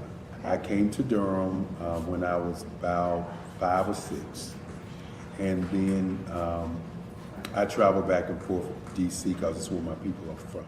One of the unique things about my family is my mother, she's also an artist. She does quilting, and she does a lot of artistic things. And then my son, he draws with both hands, his right hand and his left hand like I do. So that's kind of a family trait. And then my other son, he's a videographer, and my daughter, she works, she's a regional vice president for Sunglass Lab. When you start out drawing and sketching, you want to continue to explore, each avenue. I do pastels, I do pen and ink, I do painting, I do acrylics. I haven't done oils yet. But I try to do all facets of art. What I say to a lot of times to people is, you can't put yourself in a box when you're an artist. You have to explore. And over the course of my life, I've tried to explore different mediums. I also do sculpture as well. I choose my subjects by the intensity that they have in their faces, or the intensity that somebody is moving, because I do more than portrait drawings. I also do I do abstract, and then I do figurative drawing also. Well, what happened in this particular show is that I started out trying to come up with something that would be a little bit different than what everybody else is doing. So I was working on a Barack Obama show, and they wanted me to do some paintings of Barack. And so what I did was, because of the deadlines, I kind of did it kind of fast. And then I realized when I was doing it fast, I enjoyed it. And so then I started doing other pieces the same way, and I started to enjoy those pieces also. And so I came up with this particular style. And it's a style of lines and colors. And what's interesting is that when I was in college, I did a show called Lines, Colors, and I talked about the boldness of the blacks, the hotness of the whites, and this is how this has come about, later on in my life. And the colors comes from a lot of the entertainers that I work with, where they wear different colors. They don't wear, your plain reds or your whites. They wear different colors, and so that's also another piece of what's giving me the colors. The subtitle of this show is Faces That Speak Life. That's real critical. Faces that speak life. Each one of these pieces is a life source and a life energy that's being put on display for people that are looking at it. I always say in terms of my art, it's not important that I draw them. It's important what you get out of what I draw. I don't try to just draw it because you like it. People wanted me to do prints. I didn't do prints. People asked me to do different people, but the people that I choose are people that make a difference in the lives of people in the world. So the human landscape idea was, again, as I say, the lines represent your emotions, it represents your ideas, and it represents your journey as a human being. And that's why you get the different pieces and the different looks. And as you notice, I try not to do one look that looks alike another look. And that's what's the most important part of this show. Welcome to Follow the Brand, where we turn leaders into legends. I'm Grant McGaw, CEO of 5-Star BDM. Today, we're not just talking about executive presence, we're going to transform yours. Executive presence isn't about power, it's about trust. And here's the good news. You can build it at any level. Let's dive into how you can command any room you enter. Dr. Kimberly Long, CEO of California Nurse Leaders, shared a profound insight. The moment you try to prove your power is the moment you lose it. Executive presence is about building trust and authority without force. It's about creating an environment where people lean in to listen. You can achieve this by being authentic and consistent in your communication and actions. Consider Dr. Long during a hospital merger. She lowered her voice instead of raising it, and the room leaned in. Similarly, Sarah Chen, a project manager, used this technique in meetings. Within 3 months, her team began to emulate her style. Denzel Ross, now president of IU Health South Central, built his presence by identifying communication gaps and lifting others up. These examples show how presence spreads through subtle yet powerful actions. Your action step. In your next 3 meetings, try speaking 10% slower and 20% quieter. Watch what happens. For team leads, start delegating key responsibilities. Managers should use meetings as learning labs. Directors build cross-functional bridges. The key shift? Stop being the answer person. Start being the question person. This approach fosters growth and empowers others. Patrick Green, CEO of UF Health Jacksonville, uses a communication matrix to simplify complex ideas. His 3-step formula: start with impact, follow with insight, end with action. For example, instead of saying, "We need to upgrade our systems," he says, "We can save 50 lives this year by investing in this technology. Here's how." This clarity builds influence and trust. 3 common mistakes: reactivity, over-explaining, and imposter syndrome. When challenged, take a slow sip of water to respond thoughtfully. Instead of defending every detail, offer a headline first. Dr. Long still gets nervous before board meetings but prepares thoroughly. Remember, nervousness is energy. Executive presence isn't a destination, it's a practice. Start where you are, use what you have, and build from there. When you deliver on your promise and you have the result you were looking for, and everybody in the room is like, wow, this is what we're talking about.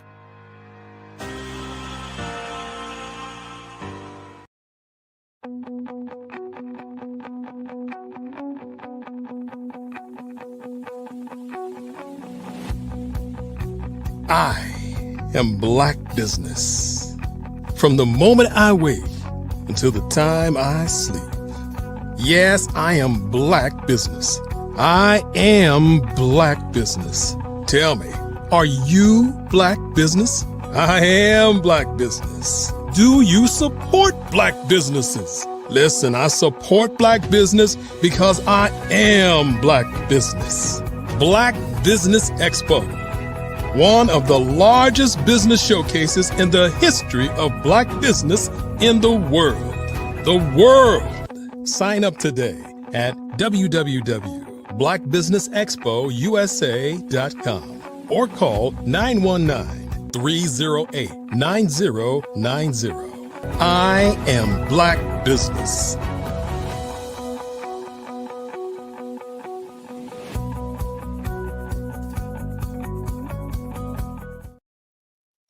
Good morning, entrepreneurs, thought leaders, and corporations, and welcome to the Black Business Network. My name is Grant McGaugh. I am the CEO of 5-Star BDM and host of the Follow Brand podcast and TV series, and I am your business moderator for this morning on the Black Business Network.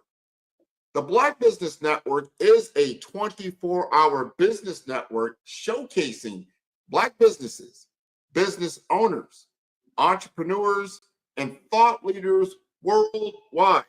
And we have speakers from North Carolina, London, Singapore, Africa, Japan, and cities all over the United States. The Black Business Network is a global community sharing its business knowledge to empower, inspire, and educate businesses about business. And it is my honor to introduce a visionary entrepreneur dedicated to bridging the digital divide, Torrance Mack. As the founder and CEO of TDM Technologies International LLC, Torrance has made it his mission to empower seniors through technology education. Working closely with Medicare Advantage companies, he ensures older adults can confidently navigate today's digital world. His dedication earned him a prestigious $25,000 enhancement grant from the Coalition of Back to Black Business, co-sponsored by American Express. He's also a finalist for the Entrepreneur of Impact Award, with the opportunity to be mentored by Damon John of Shark Tank.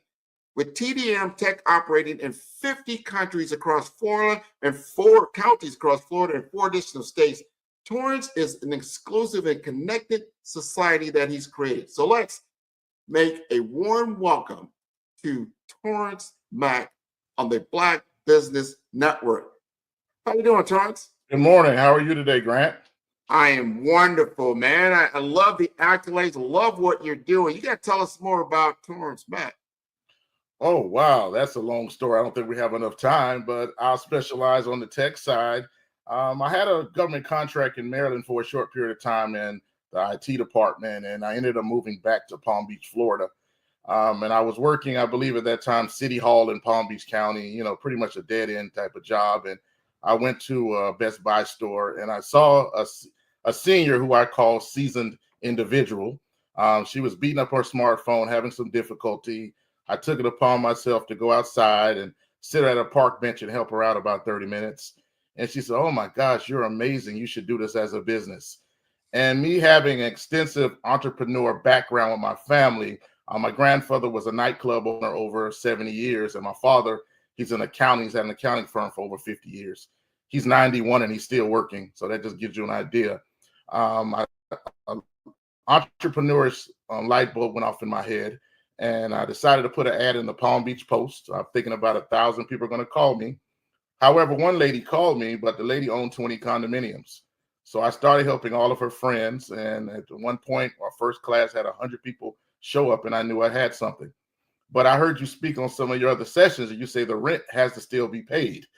So I had to find a way to get paid. And someone pulled my coattails and told me that Medicare Advantage companies would be delighted to sponsor my events because that gives them more marketability to sell their services. So I started out working with Humana as well as WellCare, Florida Blue Cross Blue Shield, and the rest is history, as they say. So I'm in 50 counties in Florida and 4 additional states, and I have a rotating schedule with about 10 staff. On a good week, we do about 50 classes a week, and we cover everything as it relates to technology, of course, starting with the smartphone, which gives them the most fit, dealing with the Androids as well as iPhones, teaching them basic knowledge. Then we get into the cloud. And actually now we're actually focusing on AI, which is something that you didn't think that the senior community would be excited about, but they're overwhelmed with it. So we always have to develop new curriculums based on those type of structures of the demands that they expect and the things that they want. We also teach them about smart TVs, which is another big problem as well. And yes, I love that. And what you said is so important. And I don't know what they classify as a senior anymore. I think it was at 55 plus, 62, 67, 70. People are living, it's not uncommon to find out somebody that's a centennial, right? Under up to 100 years old. So they still have to operate in this society. And we have a very technological society. So in order for you to operate in that society, you've got to be somewhat technically savvy to a certain degree. What do you find is the common challenge or problem that these seniors are having that they need you to come in and help them? Wow. Okay. Once again, we don't have enough time for all of that, but okay. So a lot of it is just basic functionality. They all know how to make a phone call. I think that's pretty obvious to them. The things that they aren't aware that can assist them, however, would be their digital voice assistants. We're talking about the Siri's on the iPhone or the OK and Hey Google on the Android. Those things open up a whole different revolution to them because they didn't know it could turn on their flashlight. It can also find contacts, call people on speakerphone, open up apps for them. Also, one of the common things I always say in my class with the iPhone user, before you get out your car, you ask Siri to remember where you parked, and Siri will remember exactly where you are. So when you forget where you park, you open up your phone, you press the Maps app, and it will take you directly back to your car. Texting is always a common thing as well, because I tell them that's the only way they can speak to their kids and grandkids, by texting, because they won't answer calls. So you have to know how to text them. You need to know the text abbreviations, the BRBs, the LOLs, the ROFL, MBO. So, of course, if they go to Google, they could find out what they mean. And, of course, the emojis, over 10,000 emojis. So they can go to Emoji Encyclopedia and learn. You know, you're empowering yourself. I always ask them, how does it feel if you have this little device in your hand and you can't do it and you have to call your kids to ask you how to do that? And they say it makes them feel dumb. I said, well, my job is to make you feel empowered so you don't have to call them. You'll know what the name of your phone is. You need to know how much storage capacity you have. You need to know how much cloud space you have and what version of the operating system you have. So that's some of the newest things that we teach them. Also, how to use QR codes. Those are just essential things. So those things, once they get through that and they understand that, it's smooth sailing from there. So that's pretty much the issues that they do have. I got a confession, Torrance. I just learned some things from you. I didn't even know. Like, what? I could tell my phone where I parked, and then so I won't have to be embarrassed when I go back out in the parking lot. No, I think you might have, because we buy these devices. And I just had a conversation with someone just Tuesday about what we call a cell phone. You know, this device here. It's not. It's more than a phone, right? It's a digital device, is what it is. It's a small mobile computer. It can do a lot of different things. It's, when you say it's smart, it's highly intelligent. And you talk about AI for what it can do within its sphere to help you. Man, I'm thinking, wow, I didn't even think about that. Torrance, you mean I've been lost so many times, I could have just said, hey. I think that is wonderful to know that. Now, going back to what I said earlier, what is classified as a senior in your mind? Well, generally, you know, the old senior is what, 55. Well, 55 plus communities. We deal with a lot of those, but it's really like 62 years old, they say. But once you're saying the ages, you know, there's a lot of people I know 70 years old. You would think they're 50 because they're so mobile, they're active, their brain is functioning, and they know how to do a lot of different things. So the reason why I say seniors is because when we're dealing with senior communities, they're 55 plus communities, 65 plus communities. We deal with adult living facilities, independent living. And so those are generally the areas that we focus. Then, of course, we have the Medicare, which is the other side of things, with all the Medicare Advantage companies, and they're pushing Medicare. We know that Medicare starts, and those are things that is my demographic, you know, primarily that age group, but also the Medicare companies, the Comcast, the other companies that need to present their products to the senior community. And that is really my target audience. People ask me, who's your target audience? Of course, it's the seniors to teach them, but also it's these companies, because these companies need access to those seniors, and a lot of them can't get into these senior communities. So they ride my coattails to get in there, but that's fine with me because, you know, you're paying for it, obviously, but you'll get your few minutes of me time. But my objective is to empower the seniors. It's not a sales pitch to push Medicare. So if you're sponsoring my event, you get about 3 minutes to speak, and that's it. Everything else is focused on empowering. Now, I can give the Medicare Advantage some branding. If I'm teaching about how to search the internet in my PowerPoint curriculum, I can easily put that particular Medicare Advantage company on the screen. Okay, so let's look up Humana. Let's look up Blue Cross Blue Shield. So that would give them some branding. And the paper and the curriculums that we give them copies to take home to retain, it does have all of that branding in it for them as well. So there's a lot of opportunity for them. I like that. I like that. And here's my question. There's a lot of business owners that are tuning in right now. And one of their biggest problems is how do they get in front of their ideal client? And you seem to have solved that. I mean, you gave us that story, how you started. You're working for the county. you helped a elderly individual to operate their phone and said, hey, why don't you start? And then it sparked you, and then you started on that journey. It didn't start out right away, but all of a sudden you got that one client that actually expanded your client base, and then it kind of grew from there. How are you getting in front of your ideal audience? It's a twofold approach. Ideally, I do use AI quite a bit often as well for marketing, and they put me in different communities, of course, finding the communities, finding a lifestyle director, sending them the emails or touching base with them to do virtual sessions. Once I get you on a virtual meeting, you're sold, because what I'm pushing out to you is something that every senior community needs. And obviously on the Medicare side, they pass me around, oh, Torrance is this, and that's how it develops and it grows and it grows. And I always make this example. Let's just say, for example, a Medicare Advantage company. They probably have maybe 20,000 agents in a state. Okay, so if they pass it around to everyone, I have a multitude of opportunity, because you go from one county, the next city, the next state. It's fairly easy there at that particular juncture. Of course, I use a social media platform, which works immensely as well. And it's been a long journey, but I'm there, and I'm still pushing, and I'm trying to get in all of the states in the Southeast. I'm working on Texas now, as well as North Carolina, South Carolina, and just keep going, until I get to all of my states. And then I'll sit back and say that I've done something good.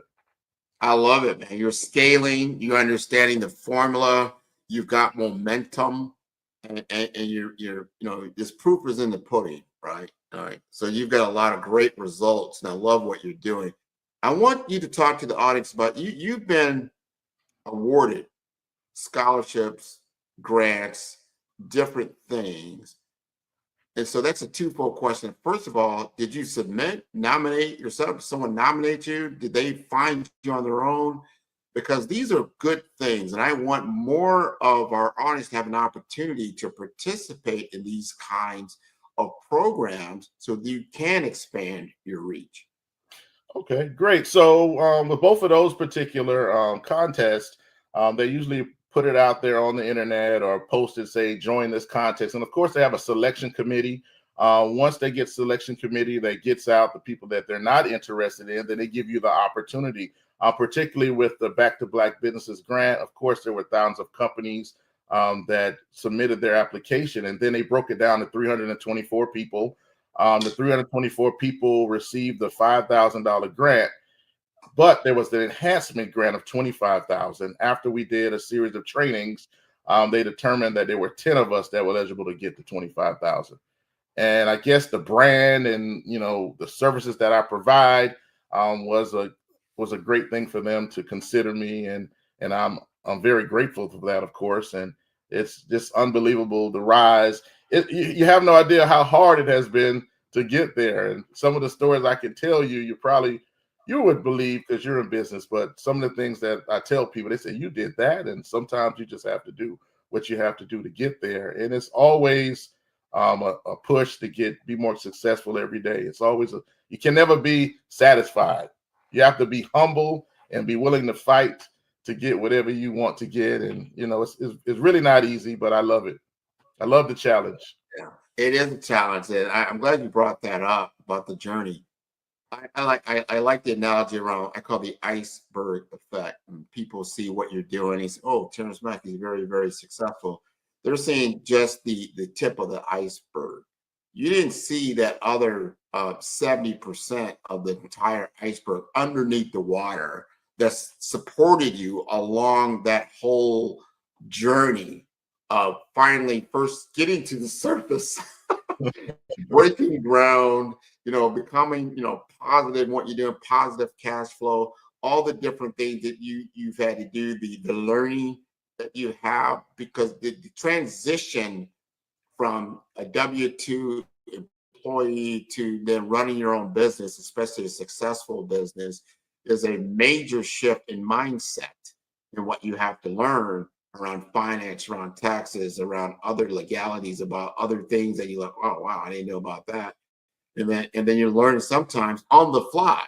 as you get through this. So I applaud you for doing that. Now, right now, you just reached out to me about another program that you're a part of, that you're gathering some momentum around. Tell us more about that. Okay, well, that is the Entrepreneur of Impact grant. It's out there. I think a lot of people have heard about it, but basically you submit your information about your business and you're selected in a group of individuals. They just had the first cut last evening, down to the top 20, and I think it's like 10 groups, but I was number one in my group. So I'm still keeping the momentum on, and I want to keep it on. I don't want to get below number one. I just want to be there all the way to the end. So I'm working diligently. I'm dealing with my contacts. I have a loyal, seasoned community following. A lot of them follow me, and they support me all the time, and I love all of them. So I'm always touching base with them because I can definitely guarantee their vote every day, which is great. And I probably have another 15 to 20,000 people I need to contact. And I'll be doing that now since I'm in the second round, and it's very strategic, and I love it. It's just it's something that you just can't explain. My dad is an enthusiast of jazz music. He loves jazz, and when he talks about it, just say it's something that gets in your bones that you just can't explain. And that's how I feel about this business. It just feels so good. I feel good about it. One of your fan club just popped up on in the chat world. Go T-Mac. You got a very loyal fan base out there. I want to ask you this, because you've done a lot of trainings, and you say you did a lot of classes, like 50 a week. That's a pretty good clip. Do your loyal customers, are they aware of all these different programs and awards that you've gotten because of what you do? Oh yeah, I put out some of the things and let them know what's going on. And then when I want them to vote for me, of course, I put it up the QR code. That's like one of the main things I'm teaching them now. So every class we do, we're practicing the QR code to make sure they remember how to do it, because it's so prevalent in this day and age, and it's always something new. If it's not my digital business card, it's my website they're scanning, or it's voting for me and the Entrepreneur Impact. So I'm always making it visual to them and keeping them in the know, whether I'm going to Pensacola doing a class, Jacksonville, Tallahassee, Georgia, Louisiana, Alabama, Mississippi, which I'm everywhere. I'm always pushing that to them so they know what's going on. And I also have a YouTube channel that shows my journeys. I have a van that I drive around with in other states and things, and I sleep in the van, which cuts back on travel costs. So I'm doing little journeys, and it's on my YouTube page, so they'll see me driving to Louisiana, Mississippi, or Alabama, so they can always stand and know where I'm at every location, and they really enjoy that. And I'm surprised how many people let me know, oh, I saw you on YouTube, you're in Louisiana this week. Bundle up, it's cold there. It's you can't understand it. Just feels so good. You got to, but first, before I ask you another question, you got to tell us how to vote for you in this Entrepreneur of Impact. What's going on now? How do we do that? Okay, so there's a multitude of different ways. One way, you can go to the entrepreneurofimpact.org/Torrance-Mac to vote for me there. Or you can go to my website. I have the link on my website, which is www.tdmtechpc.com. That's another way to vote for me. Also on my Facebook page, I have the TDM Technologies International LLC Facebook page. You go there, and I have it on there as well. So there's a multitude of ways to reach out, or you can text me, and I can even text you the link. My number is 561-344-5188. Send me a text, and I can provide the link to you, and I will appreciate your vote.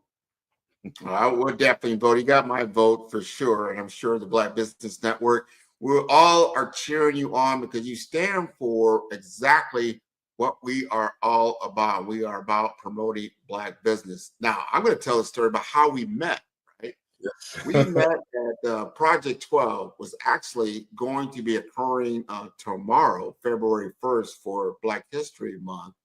And they celebrate Black men in the community that are making a difference. I was part of a cohort of 12 people in the Miami-Dade, Broward County area. There was another 12 in the Palm Beach area. And this was respectively the 10-year anniversary in Palm Beach and the 5-year anniversary in Miami-Dade, Broward. And here I meet Torrance Mack, and we get together, and he gets to telling me like, hey, I do technology for seniors. Of course, we got to have a conversation around that. And I was just so honored. He just reached out to me again about this particular program. And I'm like, yeah, man, we gotta stay in touch. And would you like to be on the Black Business Network? And here you are. This is how we continue to pay it forward of what we're doing. I want you to tell the audience about your project experience and what that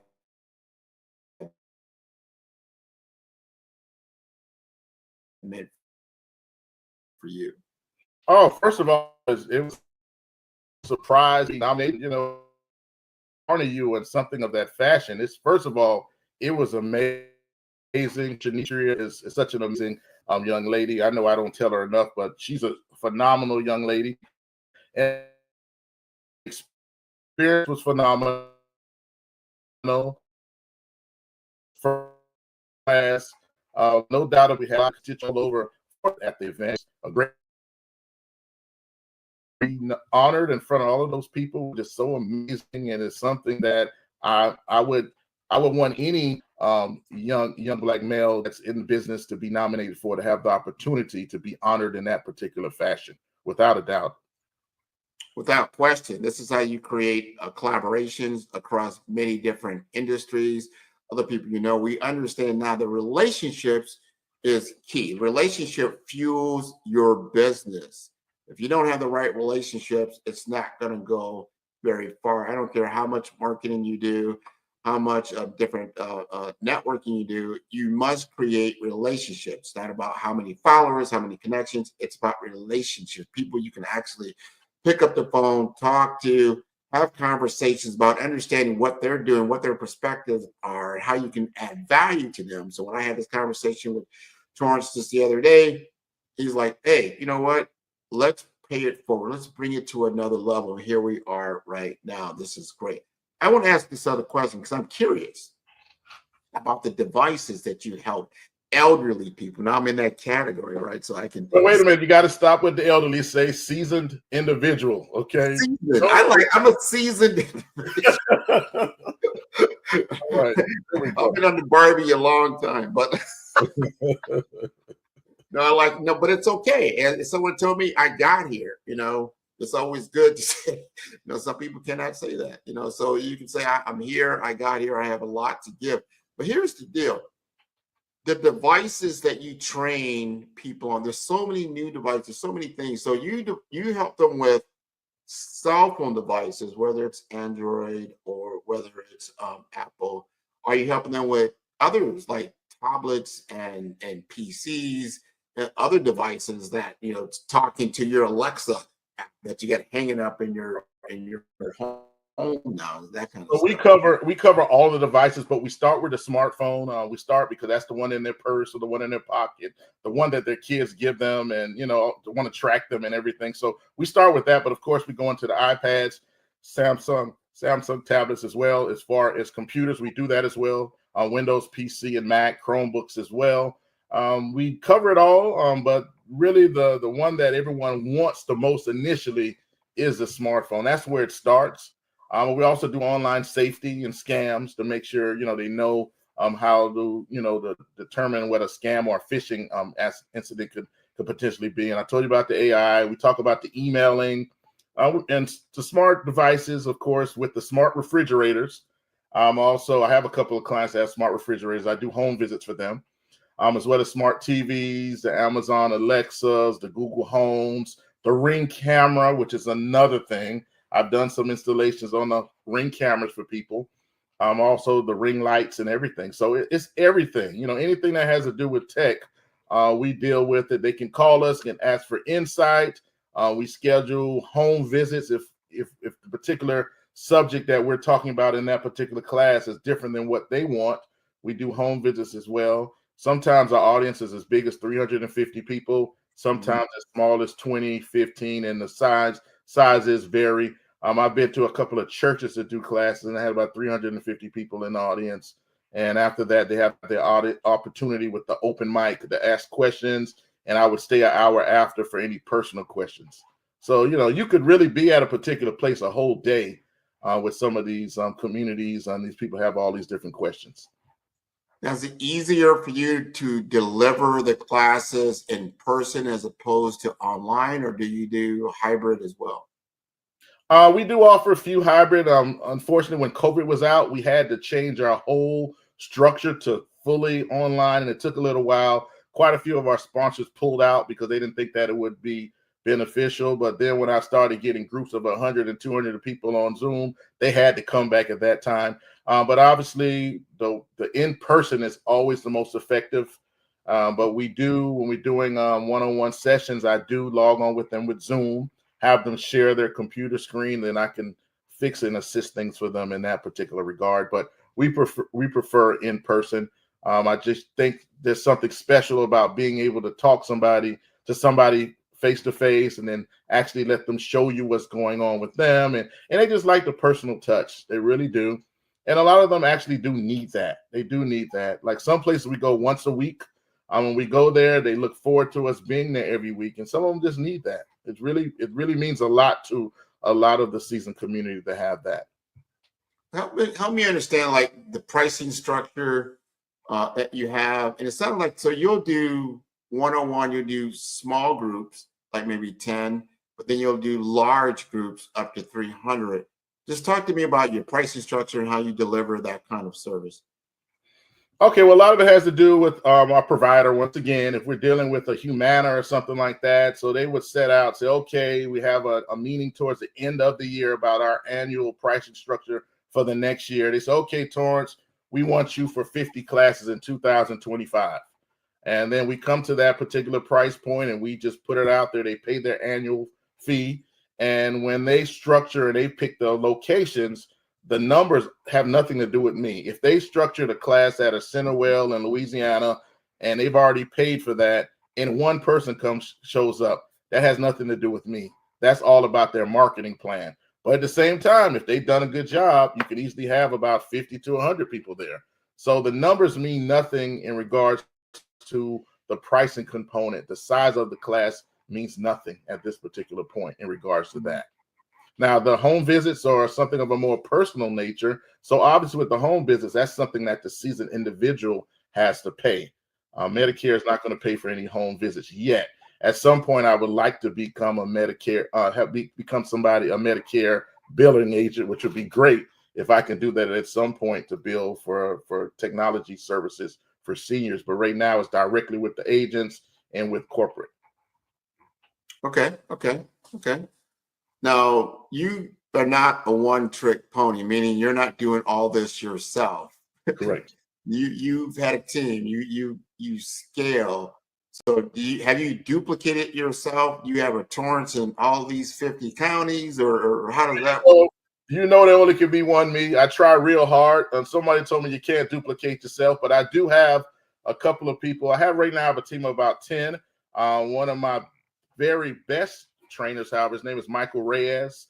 He is bilingual. He can speak it in English and Spanish, and he is very good because sometimes he could teach English and Spanish at the same time, technology. I don't know how he does it, but he's phenomenal. He's very good at what he does. I have another gentleman named James Molnar. He primarily handles the Palm Beach County, and he's very good as well. Mike pretty much does Dave Brower Palm Beach as well, or wherever I send him. I have another gentleman in Jacksonville. I have another one in the Orlando area. But if it's out of state right now, I'm the one that does all of the out of state classes. I try to get everything scheduled. So if I'm talking to Humana in Louisiana, I say, okay, I'll be there the week of the 15th to the 22nd. Schedule as many events as you want for that particular week. And that's how I do it. So you get the opportunity for them to give bulk classes for you. And also, if they don't have quite as many as I want, I would call the other providers that I deal with, say, hey, listen, I'll be in this area. So it wouldn't be unusual for me to do about 15 to 20 classes in a week myself, if in that particular area. As long as it's within a vicinity of an area, I can do that. Oh, that's great. One thing you said, I know my audience is going to be very interested in, and I love your business model, is that you're working with sponsors, people that are paying for you to come and talk to their base of people to deliver your service. What is the benefit of like a Humana or maybe one of your other sponsors for them to have you to come out and speak to their customer base? Why do they see value in that? Well, first of all, they want to have the opportunity to get to them because, like I mentioned earlier, a lot of communities will not let a Humana or a Blue Cross Blue Shield come to their senior community because they're thinking they're selling Medicare, and that's what it's all about. So they have to change their approach. So if we're pushing the technology classes, which is something that is very popular for seniors, there would be no doubt that that's the value that brings to them. They have the opportunity as well as the branding component. I was telling you in the literature that I can put their branding material in there. If we're teaching them how to scan a QR code, we'll be scanning a Humana QR code and different things like that. So this gives them the opportunity because a lot of the customers that we go to these senior communities are not Humana customers yet. They want them to be Humana customers, you know. So, and there are sometimes we do go at the Humana based or the Florida Blue based centers that is only for their members as well. And at that point, they're just offering extra benefits to their members. I think that's so important for an entrepreneur to understand how you can get certain things funded for what you want to do, the collaborations that you form together. So you're not going at it by yourself. It's such a great formula that you have. When we talk with me, I do a lot in branding. So what does that mean? Brand is really the perception somebody has about your product or service. So if you can pair yourself with a well-known brand like a Humana, a Blue Cross Blue Shield, all of a sudden now you're amplified yourself, right? You've amplified yourself and you've made yourself more valuable. And then so when people start thinking about, oh yeah, cell phone services and things that I need, oh, and it's through Humana, all of a sudden your name is top of mind. And then when they talk to their network of people, and just because you're a senior, you have a pretty large network, you know, as well. And you're like, oh no, you need to talk to Torrance and his people. They're going to bring it on, and they're sponsored by Humana. I would say, because then all of a sudden it gives you credibility. Like, oh, really? Well, if you know, let's just say Humana or Blue Cross, they're like, yeah, they're not even thinking about, like you said, the Medicare Advantage so much. They know that they do that. But they're providing, all of a sudden they say, well, they're providing this service. They're good people, and Torrance is too. I think that's there you go, right? Exactly. That's wonderful, right? All right. So we got just a couple of minutes left here. I want you, if we haven't mentioned something that you truly want to make sure you get out to the audience and make sure that they remember about this, what would you like to leave us with? Oh, well, as far as the company, I think it's a valuable service, and I look forward to potentially coming to your community at some time soon. Also, if Comcast is listening or watching, I'd obviously like to do business with them as well. Of course, Samsung as well as Apple as well, because our services would be beneficial to them as well for branding purposes and what have you. And for all other Black businesses that are interested and talking to me about my story or potentially helping them in their future endeavors as well. I'm always available. I gave my number earlier, 561-344-5188, or the website is tdmtechpc.com.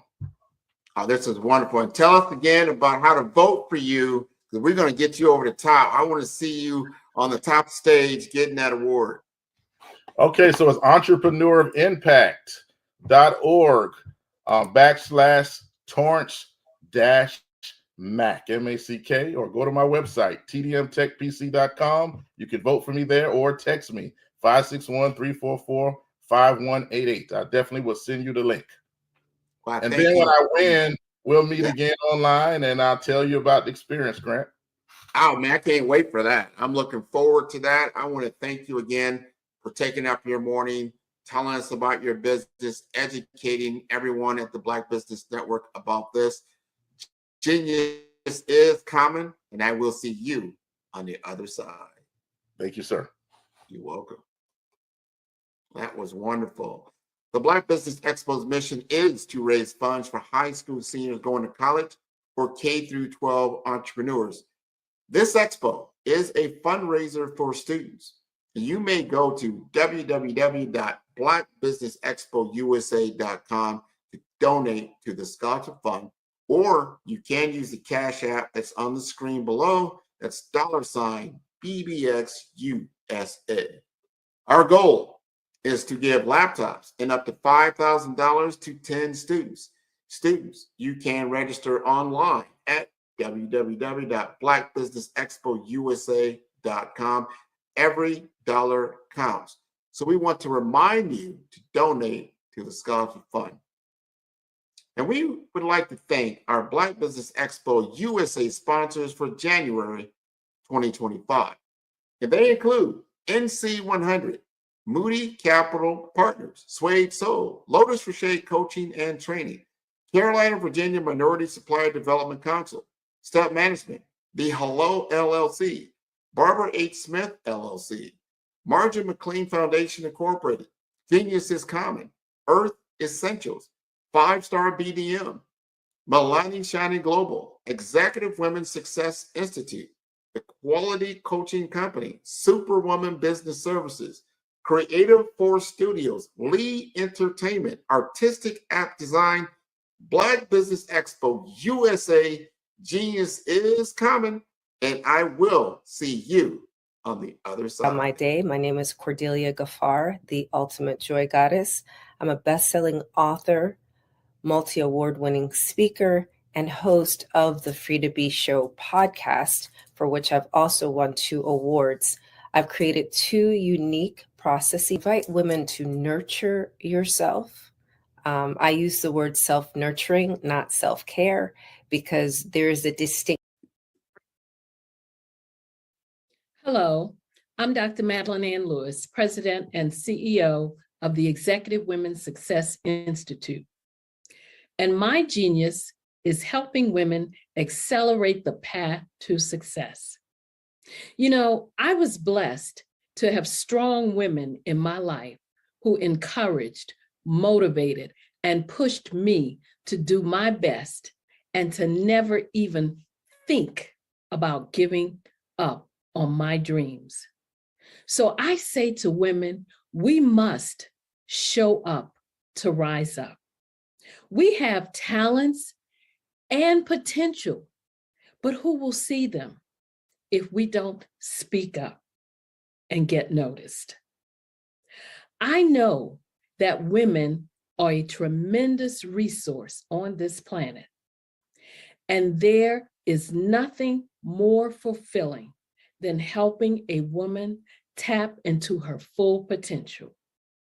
I do this because I want to be a part of helping as many women as I can to show up, to rise up.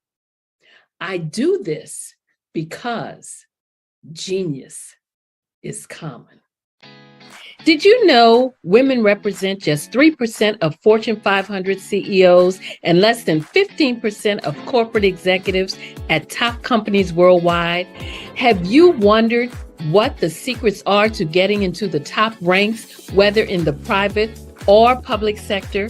Do you want to figure out how to stop being held back in your career or passed over for promotion? Then you're in the right place. Hi, I'm Dr. Madeline Ann Lewis, President and CEO of the Executive Women's Success Institute.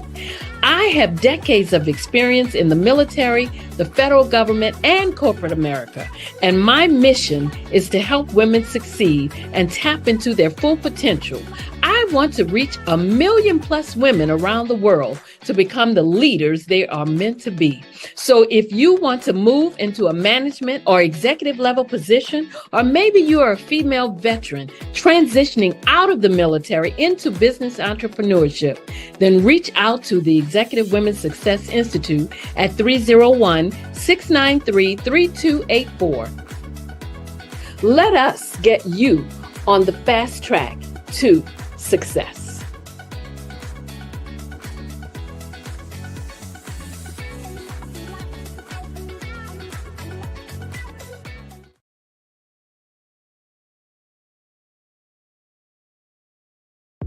The Black Business Network and Black Business Olympics are essential platforms for Black business owners globally. They provide the tools and support you need to succeed in today's competitive marketplace. Join us today as we collaborate together with businesses from around the world to support our children, students, and young future entrepreneurs, Black businesses and corporations. We raise funds for students going to college and young entrepreneurs who are aspiring to be business owners, and we invite you to be a contributor today. Visit the website www.blackbusinessexpousa.com to connect with and learn more about how the Black Business Network and Black Business Olympics can help you not only share your amazing business story to businesses, but also serve future generations. Hello, my name is David Jones, CEO and co-founder of the Hello LLC, where we help businesses build a culture, brand and experience, and leverage technology to pivot into Web3. Join the Black Business Network streaming live into Roku, Metaverse, STEM City, Black Multiverse Enterprises, Hulu, YouTube, iHeartRadio, Apple, Facebook, LinkedIn, Spotify, Twitch, and Google Podcasts. Tune in, turn on, and let's thrive.